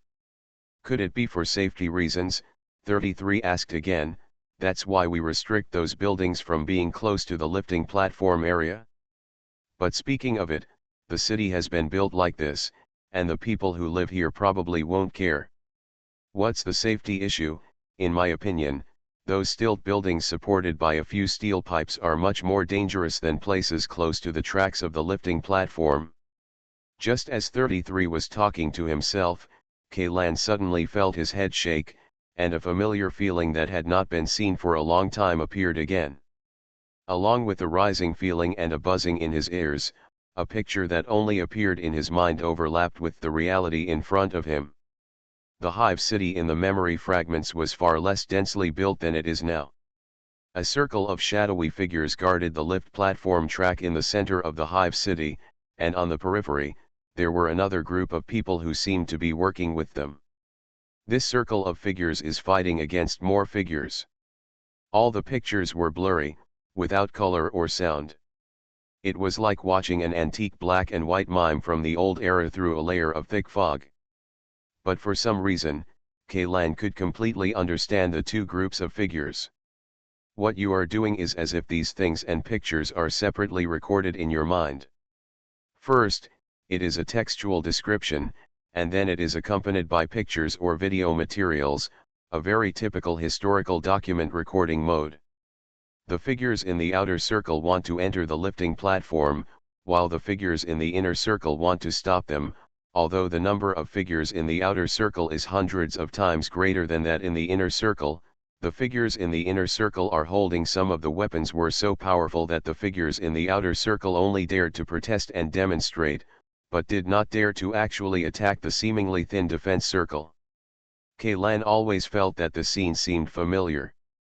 Not to mention the Earth in the old era, such things often happened on the Ark. There are often dissatisfied people who launch demonstrations for various reasons. In the face of demonstrations, the Joint Parliamentary Group and the garrison generally adopt negotiation and control measures, and the soldiers responsible for maintaining order will try their best to maintain order. Restraint, use non-lethal weapons, such as electric batons, pepper spray, and riot shields, and people marching rarely attack the police cordon. Only a very small number of marches that are exploited by intentional people will eventually develop into bloody violent conflicts. These figures in the outer circle, are they protesting for certain demands? What are their demands? Is it because the living conditions are too poor? Are survival supplies too scarce? But the problem is that all parts of the hive are the same. Even if they want to change their lives, they will just move from the east of the city to the west, and the actual situation will not change in any substantial way. As the lifting platform continued to descend, the scene Kaylan saw gradually changed. Finally, one of the figures in the outer circle couldn't help but rush towards the defense circle, and those figures who formed the defense circle immediately chose to fire. The next shot made Kaylan couldn't help but curse madman in his heart. On the Ark, even if there were overly emotional people attacking the cordon, the most they would greet him would be a push with a shield or a splash of pepper spray. The only time Kaylan had ever seen the riot troops all armed with live ammunition was because they showed up during a riot. They saw the figure of a believer of the heretical sect, and that time, a few of them happened to be in the same carriage as the believer of the heretical sect, and they also helped Lieutenant General Maginot solve the crisis. But the figures who formed the defense line in the picture were not only holding deadly weapons, but also powerful and lethal weapons. With just one fire, not only was the figure rushing towards the defense line torn into pieces, but a large cone-shaped blank area was cleared behind these figures. Those figures who did not attack the defense line were also knocked down in large areas. Although Kaylan couldn't see clearly the weapons held by those figures, he thought that the only ones that could achieve this effect were large-caliber shotguns. That thing is specially designed for use by tactical mechas. According to regulations, the use of such weapons is strictly prohibited inside Ark. There wasn't even a warning shot. The first shot was fired directly into the crowd. Apart from crazy, Kaylan couldn't think of any words to use to describe these defenders. They are not like duty officers maintaining order, but more like ruthless massacres with bloody hands. As long as they were given a reason to open fire, Kaylan had no doubt that they would massacre all the people in this hive. Assuming that this hive city is really a refuge, if such a brutal method is used to suppress it, the entire hive city will inevitably fall into chaos before long. No one can escape from this refuge alive. Go out. Is the idea of a shelter wrong? Is this actually a prison, specially used to imprison the most vicious criminals? Why did the guards open fire so brazenly? While Kaylan was making random guesses, the lifting platform had reached the ground and continued to sink. Is there still space underneath? This hive has more than one floor. 33, who was about to step out of the lifting platform, immediately retracted his steps and stepped back. The lifting platform passed through a shaft with a vertical depth of about 200 meters and reached a deeper underground space. This underground space is about the same size as the one above, but the first impression it gave them was that it was much cleaner. Many large buildings that are clearly factories are built in an orderly manner on the ring walls of the underground space. Although the arrangement is compact, it is not chaotic. There are tracks and vehicles used to transport goods between factories. Cranes and robotic arms hundreds of meters high stand at various transportation nodes and distribution centers. Mountains of containers are neatly stacked. Huge generator sets are even still there today. In operation, the densely packed indicator lights emitted green fluorescence in the darkness. Is this an industrial area? 33 murmured. The industrial area feels much better to me than the residential area above. To be honest, if I were a worker living on the upper floor, I would rather stay in the factory 24 hours a day than go back to my residence. It's not just an industrial area, it's also a residential area. Kaylan shook his head. The workers who work in these factories live on this floor and won't go above, and the people above, and can't get down here. Why is it designed like this? I don't quite understand, 33 wondered. There is obviously a lot of space in this industrial area. Since it has already served the function of a residential area, we cannot put the residents on the upper floor. Can you take some of it down below? No. The lift platform we are riding on actually symbolizes the class and power of this hive. If I guess correctly, this hive should have more than 2 floors. Scene after scene. Black and white silent images flashed through Ian's mind, and he gradually understood the operating mode of this hive city. More than 2 floors, 33 asked in surprise. How do you know? I didn't see anything written in alpha characters anywhere. If I'm not wrong, the lower the level, the better the living conditions will be, and the per capita area will be larger. The lifting platform goes down, just like the train on the arc, from the block with the larger serial number to the smaller one. It's like the block is driving away, Kaylan said. The reason why the area around the lifting platform is so empty is because people on each floor can only live on the floor that belongs to their class and status, and no oversteps are allowed.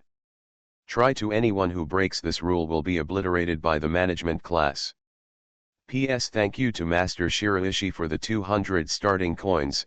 Thank you to the swordsman Qingfeng for the 100 starting coins. Alien Relic Hunter author, and Chenmi-san. Chapter 892. Is the class system of Alpha civilization so strict, 33 said in surprise, or is it limited to the era when the sanctuary was used?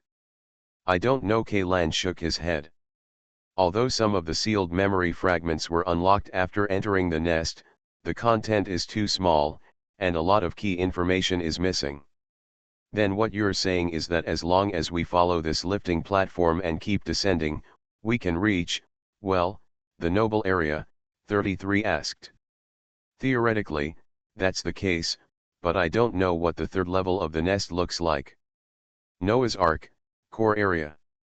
When Rorano, the only level 9 enhanced agent of the Security Bureau and the leader of the 5th Field Team, fell down, both of Zeus's arms were cut off by their roots, and there were also signs of damage to his chest and abdomen.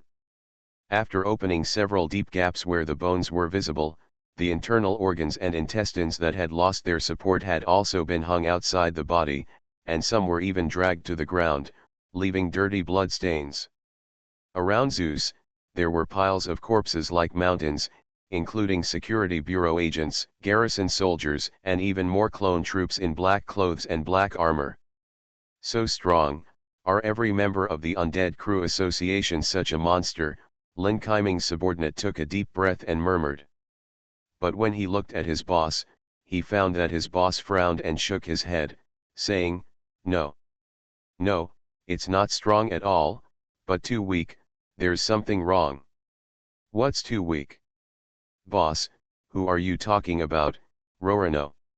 "No, I'm talking about the target," Lin Kaiming said. The subordinate was stunned for a moment. If the timing hadn't been wrong, he really wanted to touch Lin Kaiming's forehead to confirm whether his boss had a high fever and was confused. It's true that Rorano is a level 9 enhanced person, but in front of the target, the strength of the level 9 enhanced person is far from enough. According to my expectations, his ability to meet the target is already the limit, but the problem is not only did he successfully hit the target, but he also severely damaged the target before dying. "This is not right," Lin Kaiming said solemnly. "Isn't this a good thing?" the subordinate asked puzzledly. "Maybe the target is just a powerful one. According to this trend, there is no need for the following blocking lines of defense. We can stop the target alone, no, more than just stop it. We may be able to kill him. Did you notice one thing?" Lin Kaiming held the sniper rifle, and the crosshair in the center of the scope was locked on Zeus's head, but he still did not pull the trigger. "What's up?" Rorano almost cut off the target's neck with his first blow, but now there is only an inconspicuous white mark left on the target's neck. The horrific wound that almost decapitated him has long since disappeared. "I don't know. Since when did the target lose that amazing ability to recover? Not to mention the rebirth of a broken arm, even the fatal wounds on the chest and abdomen have not recovered. They just let the blood flow, now there is no blood. The bleeding was not because the wound had healed, but because the blood in his body had dried up. Then the target, is dead."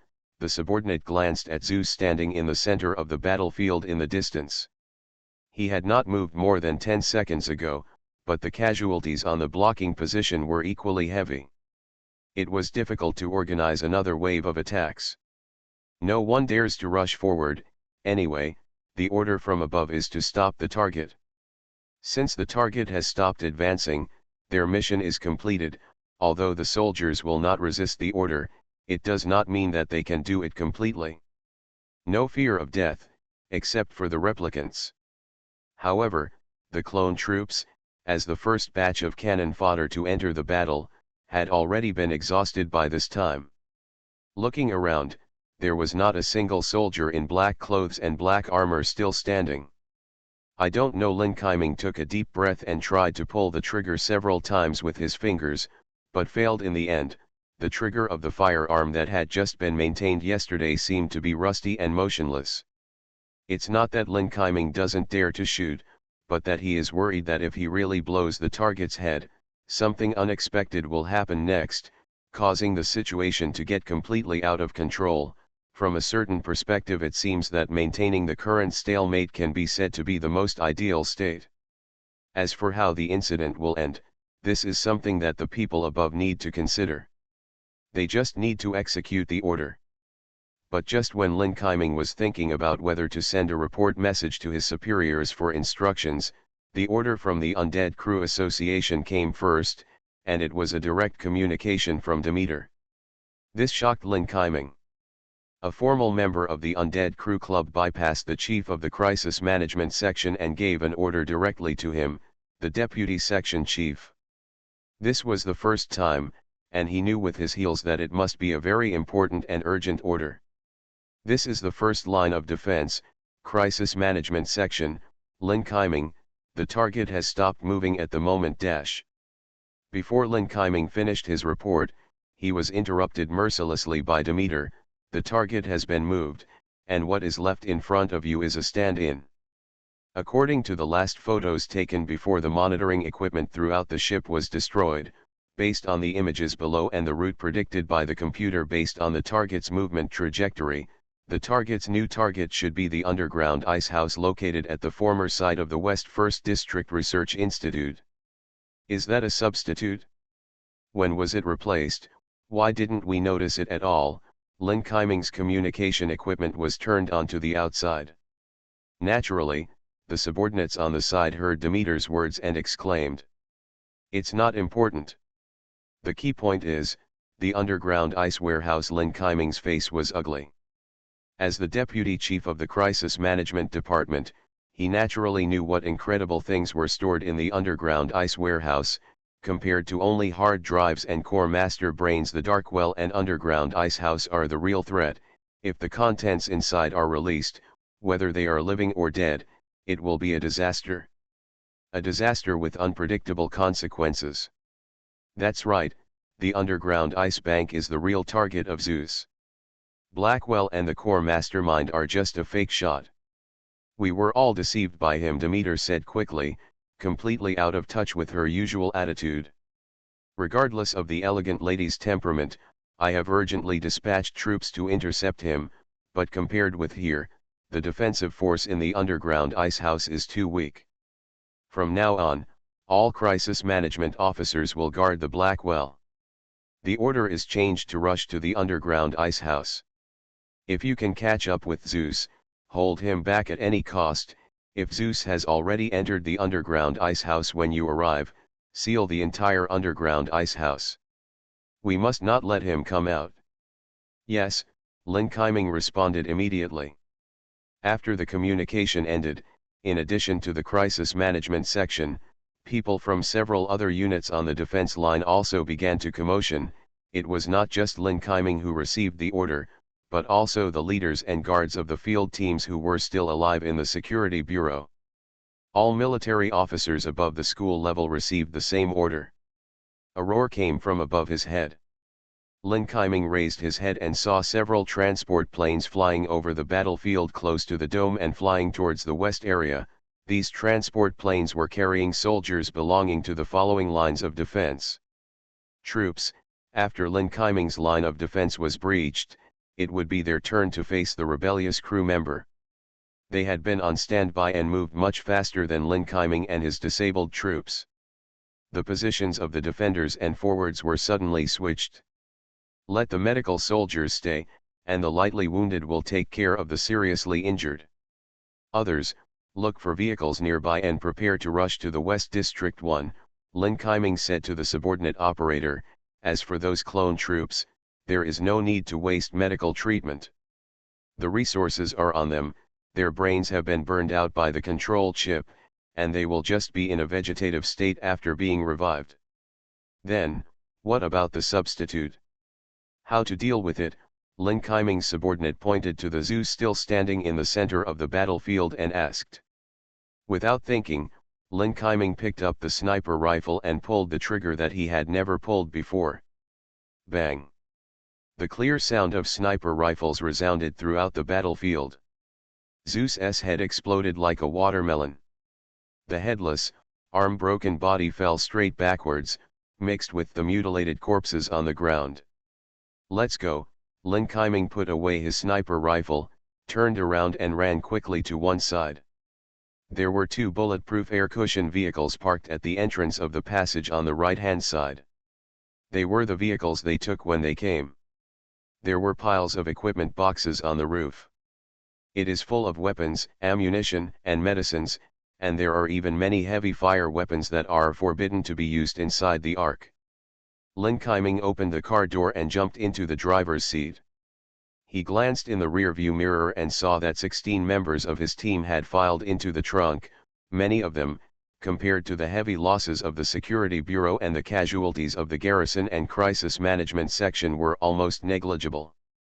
The next step will be a hard battle, so be prepared, be prepared. Lin Keiming originally wanted to say be prepared to sacrifice, but after thinking about it, he swallowed the word sacrifice. Although he and these operators knew very well that the survival rate of this mission would be very low, they still held a glimmer of hope in their hearts. If something was unlucky, they might as well not say it. People who often experience life and death, even if they are atheists, are still somewhat superstitious. It's just that they don't believe in God, but in fate. Lin Kaiming's thumb passed over the fingerprint lock, and the engine of the bulletproof hovercraft suddenly roared. Nest City, second floor, industrial area. The lifting platform stopped. Why is this? Why is it not moving? 33 asked in confusion, and did not leave the lifting platform immediately. I used my blood to activate this lifting platform, probably because my blood is only enough to take us to this level, Kaylan speculated. Going further down, it should be the dignitaries and management in the Hive City. The place where the person lives? If I remember correctly, the undead crew will call you symbionts for people like you, right? 33 suddenly changed the topic to Kaylan.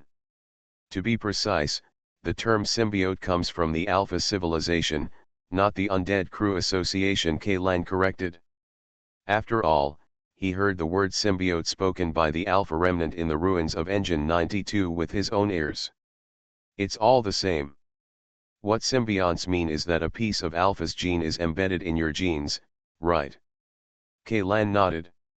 It seems that the Alpha gene fragment in your body does not come from a noble, and the blood level is not high enough. 33 shrugged, but at least it is better than those who live on the first floor, which is probably considered the working class in Alpha society. Maybe Kaylan was non-committal.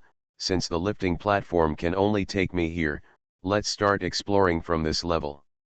As of now, there seems to be no danger in this hive. That's right, even Rooney's gang can return to the battleship safely. For us, the biggest threat in this place should be the forbidden knowledge, right? 33 said and suddenly stopped. And then waved to Kaylan. Kaylan, come quickly, there are words carved on the ground. Kaylan immediately walked to 33's side and saw a series of inscriptions carved on the ground on the edge of one of the tracks on the lifting platform. The inscriptions were very worn, but fortunately they were incised and were not damaged. Completely worn off. You should be able to understand it, right? 33 asked eagerly. What's written on it? Apart from the Nest City on the lifting platform, this is the only text we saw after we came in. I can't understand. Kaylan shook his head. No way. There are times when your ability is not useful, 33 said in astonishment. These characters don't seem to be the characters of the Alpha civilization, but I feel a little familiar, as if I have seen them somewhere. Kaylan muttered in a low voice. Isn't it the writing of the Alpha civilization? 33 breathed out from between his teeth and made a hissing sound. Isn't this hive city built by the Alpha civilization? You said you feel familiar. Could it be that you have seen such writing in other ruins before? Other relics? Ian's pupils suddenly trembled. I remembered, I saw this kind of writing in the molten mine area, on a scrap of nino alloy. The scraps? 33 was even more confused. What scraps? It's the scraps left over from the rough processing of nino alloy raw materials in the molten mine area, but now we all know that these nino alloys, whether they are standard finished materials or scraps, actually come from Yagunakota. Then the inscription on this scrap should also have been engraved on Yagunactor. You are listening to Novels at Bless Up channel. Wish you happiness and luck. Please subscribe to receive new novels. How do you feel about this novel? Please like and leave a comment. Alien Relic Hunter. Author, Chenmi-san. Chapter 893. You mean, this hive and Yagunactor were built by the same civilization, and that civilization is not the Alpha civilization? 33 opened his mouth slightly. Kaylan did not answer immediately, but fell into thinking. According to the memories of the zombie on the second floor of the Tower of Babel, Yagunactor was probably built by a group of escaped Earthlings. Could it be that the people on the engineering ship not only built Yagunactor, and also built this hive on Alpha Planet? Kaylan is now even beginning to wonder whether this Nest City, the underwater city 2 outside, and the uninhabited desert island where the flow of time is obviously abnormal, are on Alpha Planet. There is another question that remains unexplained: what is the relationship between the group of escapees and the Alpha civilization? Who appeared on this planet first, between them and the Alphas? Kaylan knew that it was meaningless to struggle with the paradoxes on the timeline at this time. The timelines of all events were already entangled like a mess. Between the group of escapees or the Alpha civilization, at least one of them must have experienced time travel. Of course, there is another possibility, that the people who carried out time travel were actually the people on the Ark. The process of traveling through the wormhole seems to be only 1 year, but in normal time and space, tens of thousands, or even hundreds of millions of years may have passed. At this moment, Zilugo, who was possessing Kaylan, suddenly said, "The language logic of these words is very close to the words of Earth civilization. If you give me some time, I should be able to decipher it." Close to the language logic of Earth civilization, Kaylan was surprised, but then nodded with deep understanding. If this hive city and Yagonactor were both from the escaped engineering ship Hand of the crew, then it makes perfect sense that the words they use have the shadow of Earth civilization. This can only be said to be unexpected and reasonable. "How long will it take to decipher these words?" Kaylan asked. During the time that Zilugo stayed on the Ark, he read so much that even some old scholars with white hair and beards could only dream of it.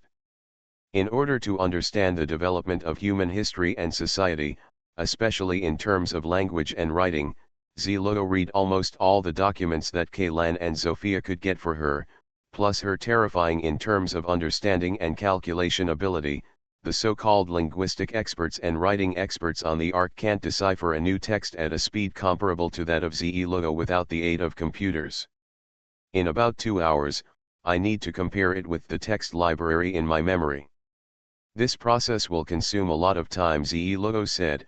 Of course, if you are lucky, the results will be available in half an hour at the fastest. 2 hours, okay, then let's explore the industrial area of this hive first. It would be great if we can find some other text information in the process. For an unknown language, the most difficult part of deciphering it is to figure out its logical pattern and grammar. As long as you can overcome the first difficulty, the rest of the things will become much smoother. By then, translate a sentence. The time it takes to translate a 10-word phrase is not much different from that of translating a document of hundreds or thousands of words. Kaylan felt vaguely excited. If he could decipher this kind of writing, he might be able to figure out the secret of the group of escapees. Although humans know very little about the secrets of Alpha civilization, according to the original exploration process, although the progress is very slow, it is proceeding step by step. Some reasonable and unreasonable things can be more or less understood from a logical level. Explanation, even a far-fetched explanation, but ever since Yagonactor appeared, ever since this engineering ship escaping from the Earth appeared, everything went into chaos. Their existence is like a fatal bug that is extremely conspicuous in a whole line of code. Everyone knows that this is a bug, even beginners in programming can see it, and this bug is serious enough to make the program crashed, but in this situation, the program actually started running, and it ran extremely smoothly, as if this bug was an indispensable part of the program. This is so humming weird. "Let's go." Kaylan took the lead to step off the lifting platform. To be honest, for this group of people who built Yagonactor and this hive, I am even more interested in them. And above Alpha civilization. In addition, Kaylan has another question that he wants to understand more. Where did the crew of the engineering ship, or their descendants, go? Were they extinct during the long interstellar journey, or were they killed by the Alpha civilization, or were they integrated into the Alpha civilization?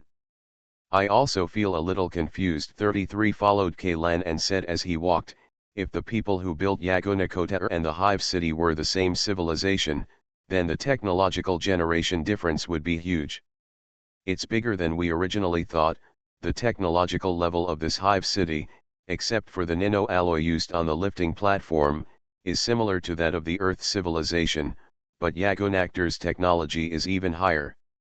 Even the Alpha civilization cannot reproduce it. If we compare the two together, the word gap cannot describe the gap between the two. The two of them walked forward along one of the 8 main streets. Compared with the chaotic situation on the previous floor, this industrial area was much more organized, with the central lifting platform as the base point, 8 wide streets more than 50 meters long. The main street with transportation tracks on both sides extends radially in all directions, while other secondary passages are like veins on a leaf, radiating from these 8 main streets and connecting them, covering every corner of the entire industrial area. The further the two of them walked in, the more things they saw and the stronger their doubts became. Whether it is processing equipment or transportation vehicles, they all reflect the technological level of the aboriginal people of the nest, those freight trains that move through metal rails, tractor locomotives driven by electromagnetic systems, and portable generators driven by chemical fuels. These things are telling the two of them all the time that the technological level of this hive city is almost the same as that of the Earth civilization from the end of the 20th century to the beginning of the 21st century. In many places, it is even inferior to that of the Earth civilization. Humanity.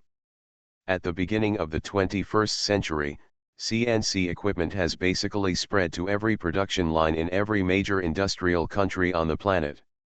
However, in the factory in this hive city, many mechanical equipment still need to be controlled by human power. 33 even picked up a handful. A tool similar to a vernier caliper used to adjust accuracy. A brilliant and splendid mechanical civilization, but I feel that their technology tree is completely skewed. 33 said to Kaylan, "We have searched 3 factories. Have you found any intelligent electronic equipment?" No. Kaylan shook his head. This makes no sense. Any civilization will go through such a stage in its development process.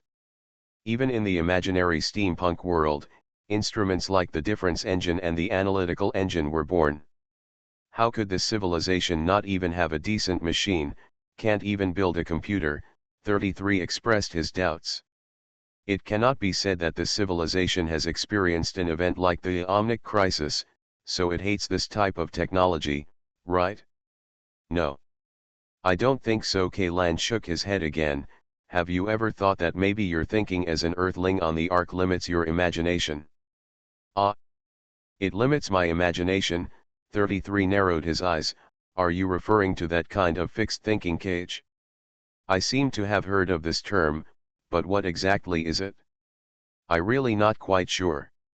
If this civilization had not developed intelligent devices like computers, how could my blood just activate the lifting platform? I don't think a mechanical device composed of gears and transmission rods could do such a thing. Even if it could, no matter how sophisticated the structure is, it just can't be done. So I think that behind this mechanical world, there should be something hidden that cannot be seen with our eyes, not only this hive city, but also the Alpha civilization, those ruins, those core control hubs connected to countless mechanisms. Do you think their structure and principles are similar to computers? Hey, when you say that, I really feel a bit. 33 took a breath. I have always thought it was a normal thing, but it is the most abnormal. Maybe we have seen too many of those things that cannot be explained by the level of science and technology of human civilization, so I think those things are reasonable. Now that you have broken it down in this way, I suddenly feel that the Alpha civilization is not normal. Their technology tree seems to be very large, leaning towards the field of occultism. The occult science in our eyes may be what they think of as science.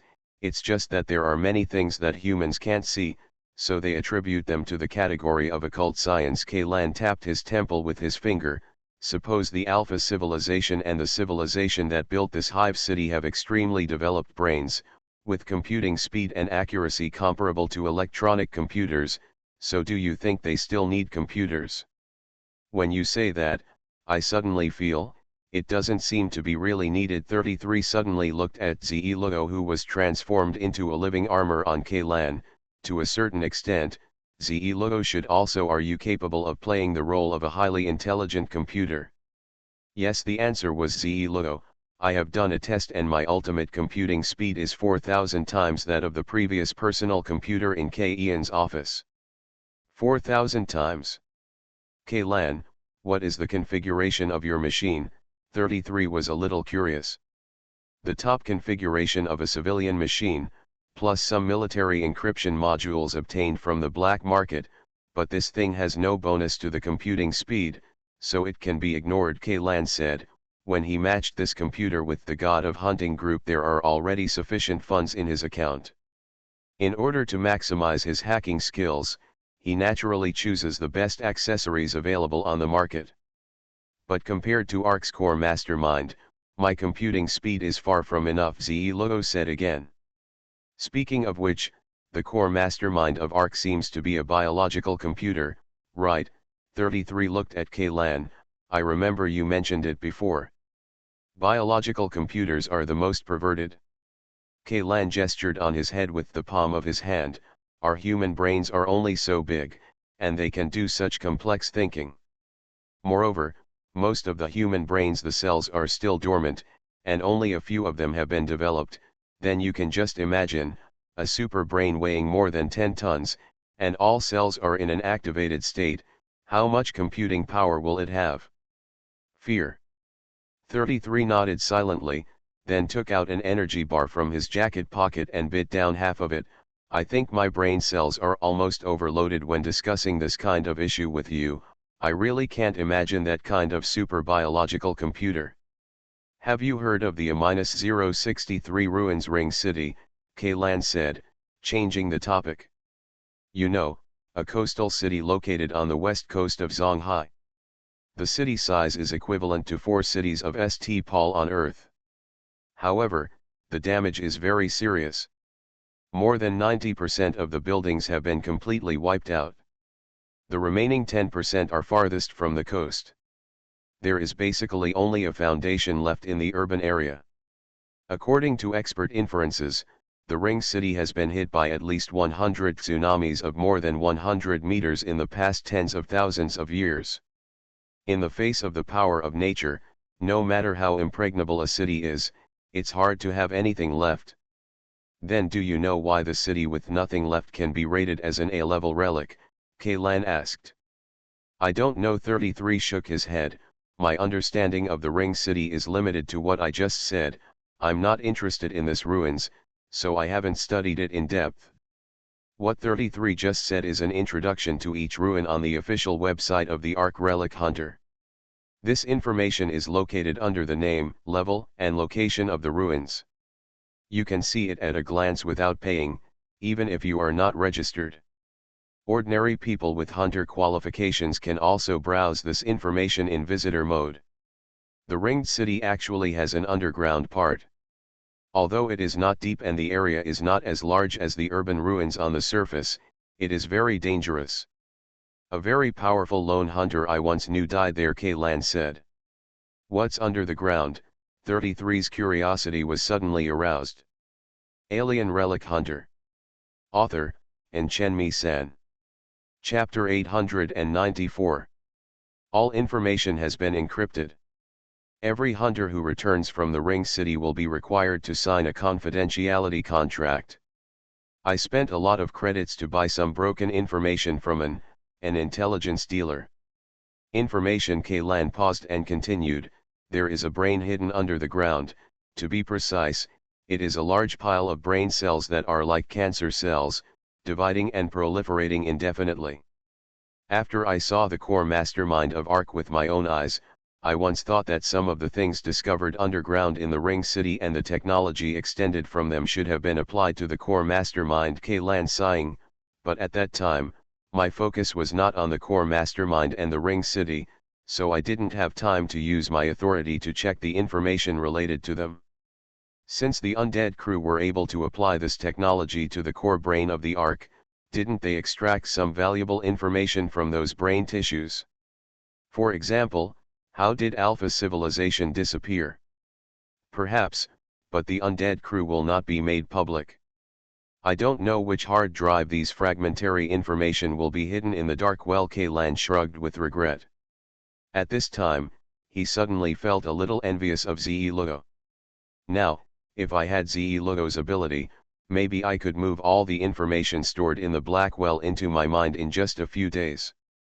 It's not like Kaylan never thought about taking Ze-Lugo to the dark well, but considering that doing so might cause an overreaction from the Undead Crew Association, he didn't take action for a long time. To this day, I'm afraid this idea it can never be realized. The topic of biological computers, ring cities, and brains came to an end. The two continued to walk through the hive in silence, carefully looking at the city that was full of irrationalities. This factory, well, does it process cans? 33 stopped in front of a semi-open factory and pointed to the pile of empty cans in the corner of the factory that had not yet been filled and capped.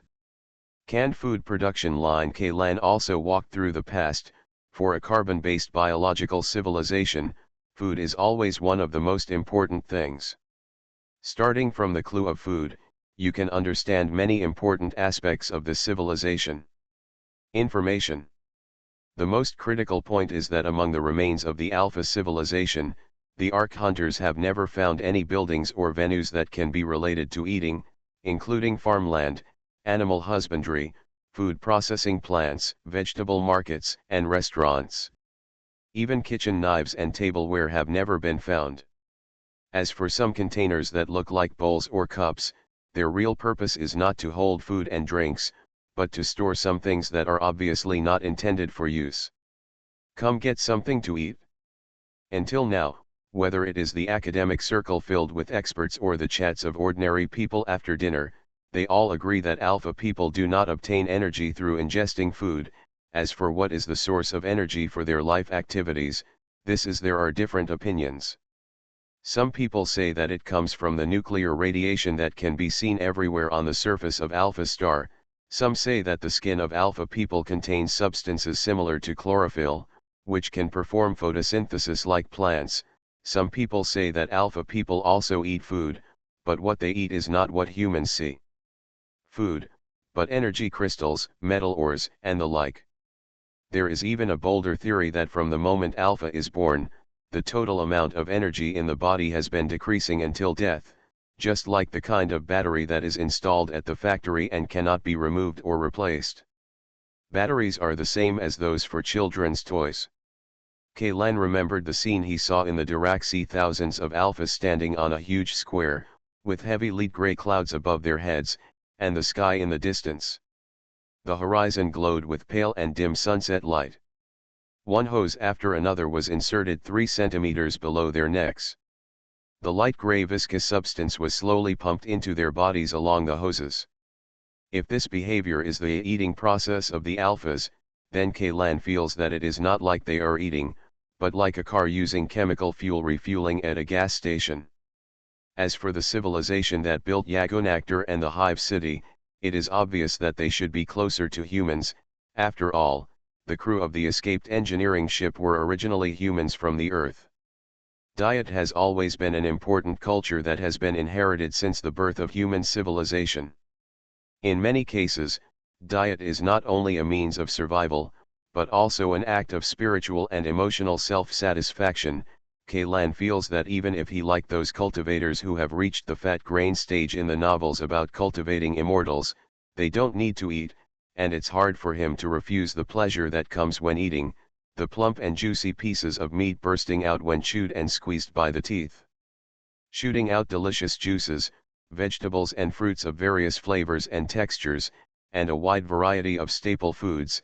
Even synthetic foods can have a unique flavor with the blessing of thousands of seasonings. Even just the 2 actions of chewing and swallowing can bring pleasure and satisfaction to the human brain. The canned food production line in front of the 2 people adopts a semi-manual operation mode. 4 huge capping machines stand against the wall. There are also a lot of leftover cutting scraps spread on the ground beside them, which are densely packed. It is full of holes that are the same diameter as the cans. Kaylan just glanced twice and understood how to use the simple-to-operate capping machine, put the filled cans into the central slot, then cover the iron sheet on the mouth of the can, and pull the lever hard. While the ring-shaped blade cuts out the cover, the welding gun hidden inside the blade will instantly weld the cover and the can tightly together to ensure the sealing of the can. Guaranteed. From the perspective of an Earthling living on the Ark, this method of sealing is really backward. Not to mention that it is impossible to achieve hygiene when sealing cans in this non-sterile environment. Bacteria and dust from the air, machine, and operator's hands will be sealed into the cans. The efficiency alone is enough to eliminate these equipment reasons. According to K. Ian's understanding, the canned production line of Wajia Synthetic Meat Company under the SOMA Consortium includes a fully mechanized assembly line that operates 24 hours a day and can produce at least 150,000 cans, which is almost one every 0.5 seconds. This kind of assembly line includes the entire process of making synthetic meat, from preparing raw materials, stirring and then condensing into shape, seasoning, cooking, sterilizing, filling and sealing, except that empty cans need to be transported from other places. The entire process is completely automated, and the production line manager only needs to sit in a small glass room high up and glance at the computer screen from time to time. As for the canned food production line in the nest, according to K. Ian's conservative estimate, it can produce 2,000 to 3,000 cans in one day, which is considered to be the highest output, calculated based on the population of the upper level. This small amount of canned production is completely a drop in the bucket. Come to think of it, canned food should be considered a luxury for the residents of the hive city on the upper level, right? If you really want to feed so many mouths, the best solutions are protein blocks and synthetic starch. The former is made from various biological wastes, farmed cockroaches and even corpses after decomposition, while the latter is a pure chemical synthesis preparation. In K. Ian's eyes, these two things are not even food, they can only be regarded as things that can be used to satisfy hunger and replenish energy, but for the managers of this hive city, the taste is not important at all. Preventing the people in the hive from starving to death is the most important thing. Unfortunately, they are all empty cans. 33 picked up a can and looked at it carefully. If we can find a batch of well-sealed finished cans, we might be able to know what these guys are eating.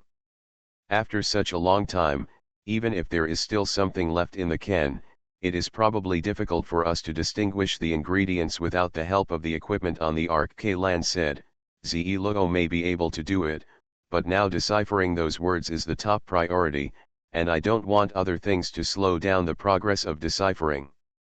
This can. 33 flicked the wall of the can covered with a thick layer of oxide with her fingernails.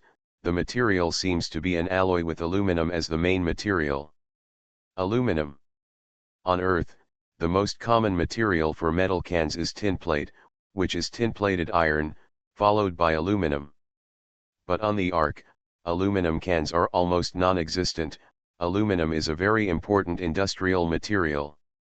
There are huge reserves of aluminum ore on the Earth, which is why there are so many things using aluminum as raw materials in daily life. But on Alpha Planet, aluminum ore is not only scarce, but also very barren. The little bit of aluminum has been used in more important places, and the value of the aluminum itself has also increased. Using aluminum to make cans, this kind of waste, things that were commonplace in old times, seem a bit extravagant today. It is an irrefutable truth that rare things are more valuable. Judging from the aluminum reserves on Alpha Star, this thing can basically be equated with precious metals such as gold. I also find it strange that aluminum resources are so scarce on Alpha Planet, and they actually use them to make cans. 33 said, it always feels very wasteful. Wait a minute, K. Lan suddenly said, and then he walked around the 4 capping machines several times, looking at every corner of the 4 devices, and then turned his head to 33rd. I think these cans may not be used to hold food. It's our preconceptions. When you see this kind of pop can, you will subconsciously think that there is a high probability that the food inside is edible. Why do you think so? These 4 pieces of equipment are so clean. Kaylan pointed to the machines that were covered with a layer of dust, and some of the steel parts were rusty, but had no accumulation of stains.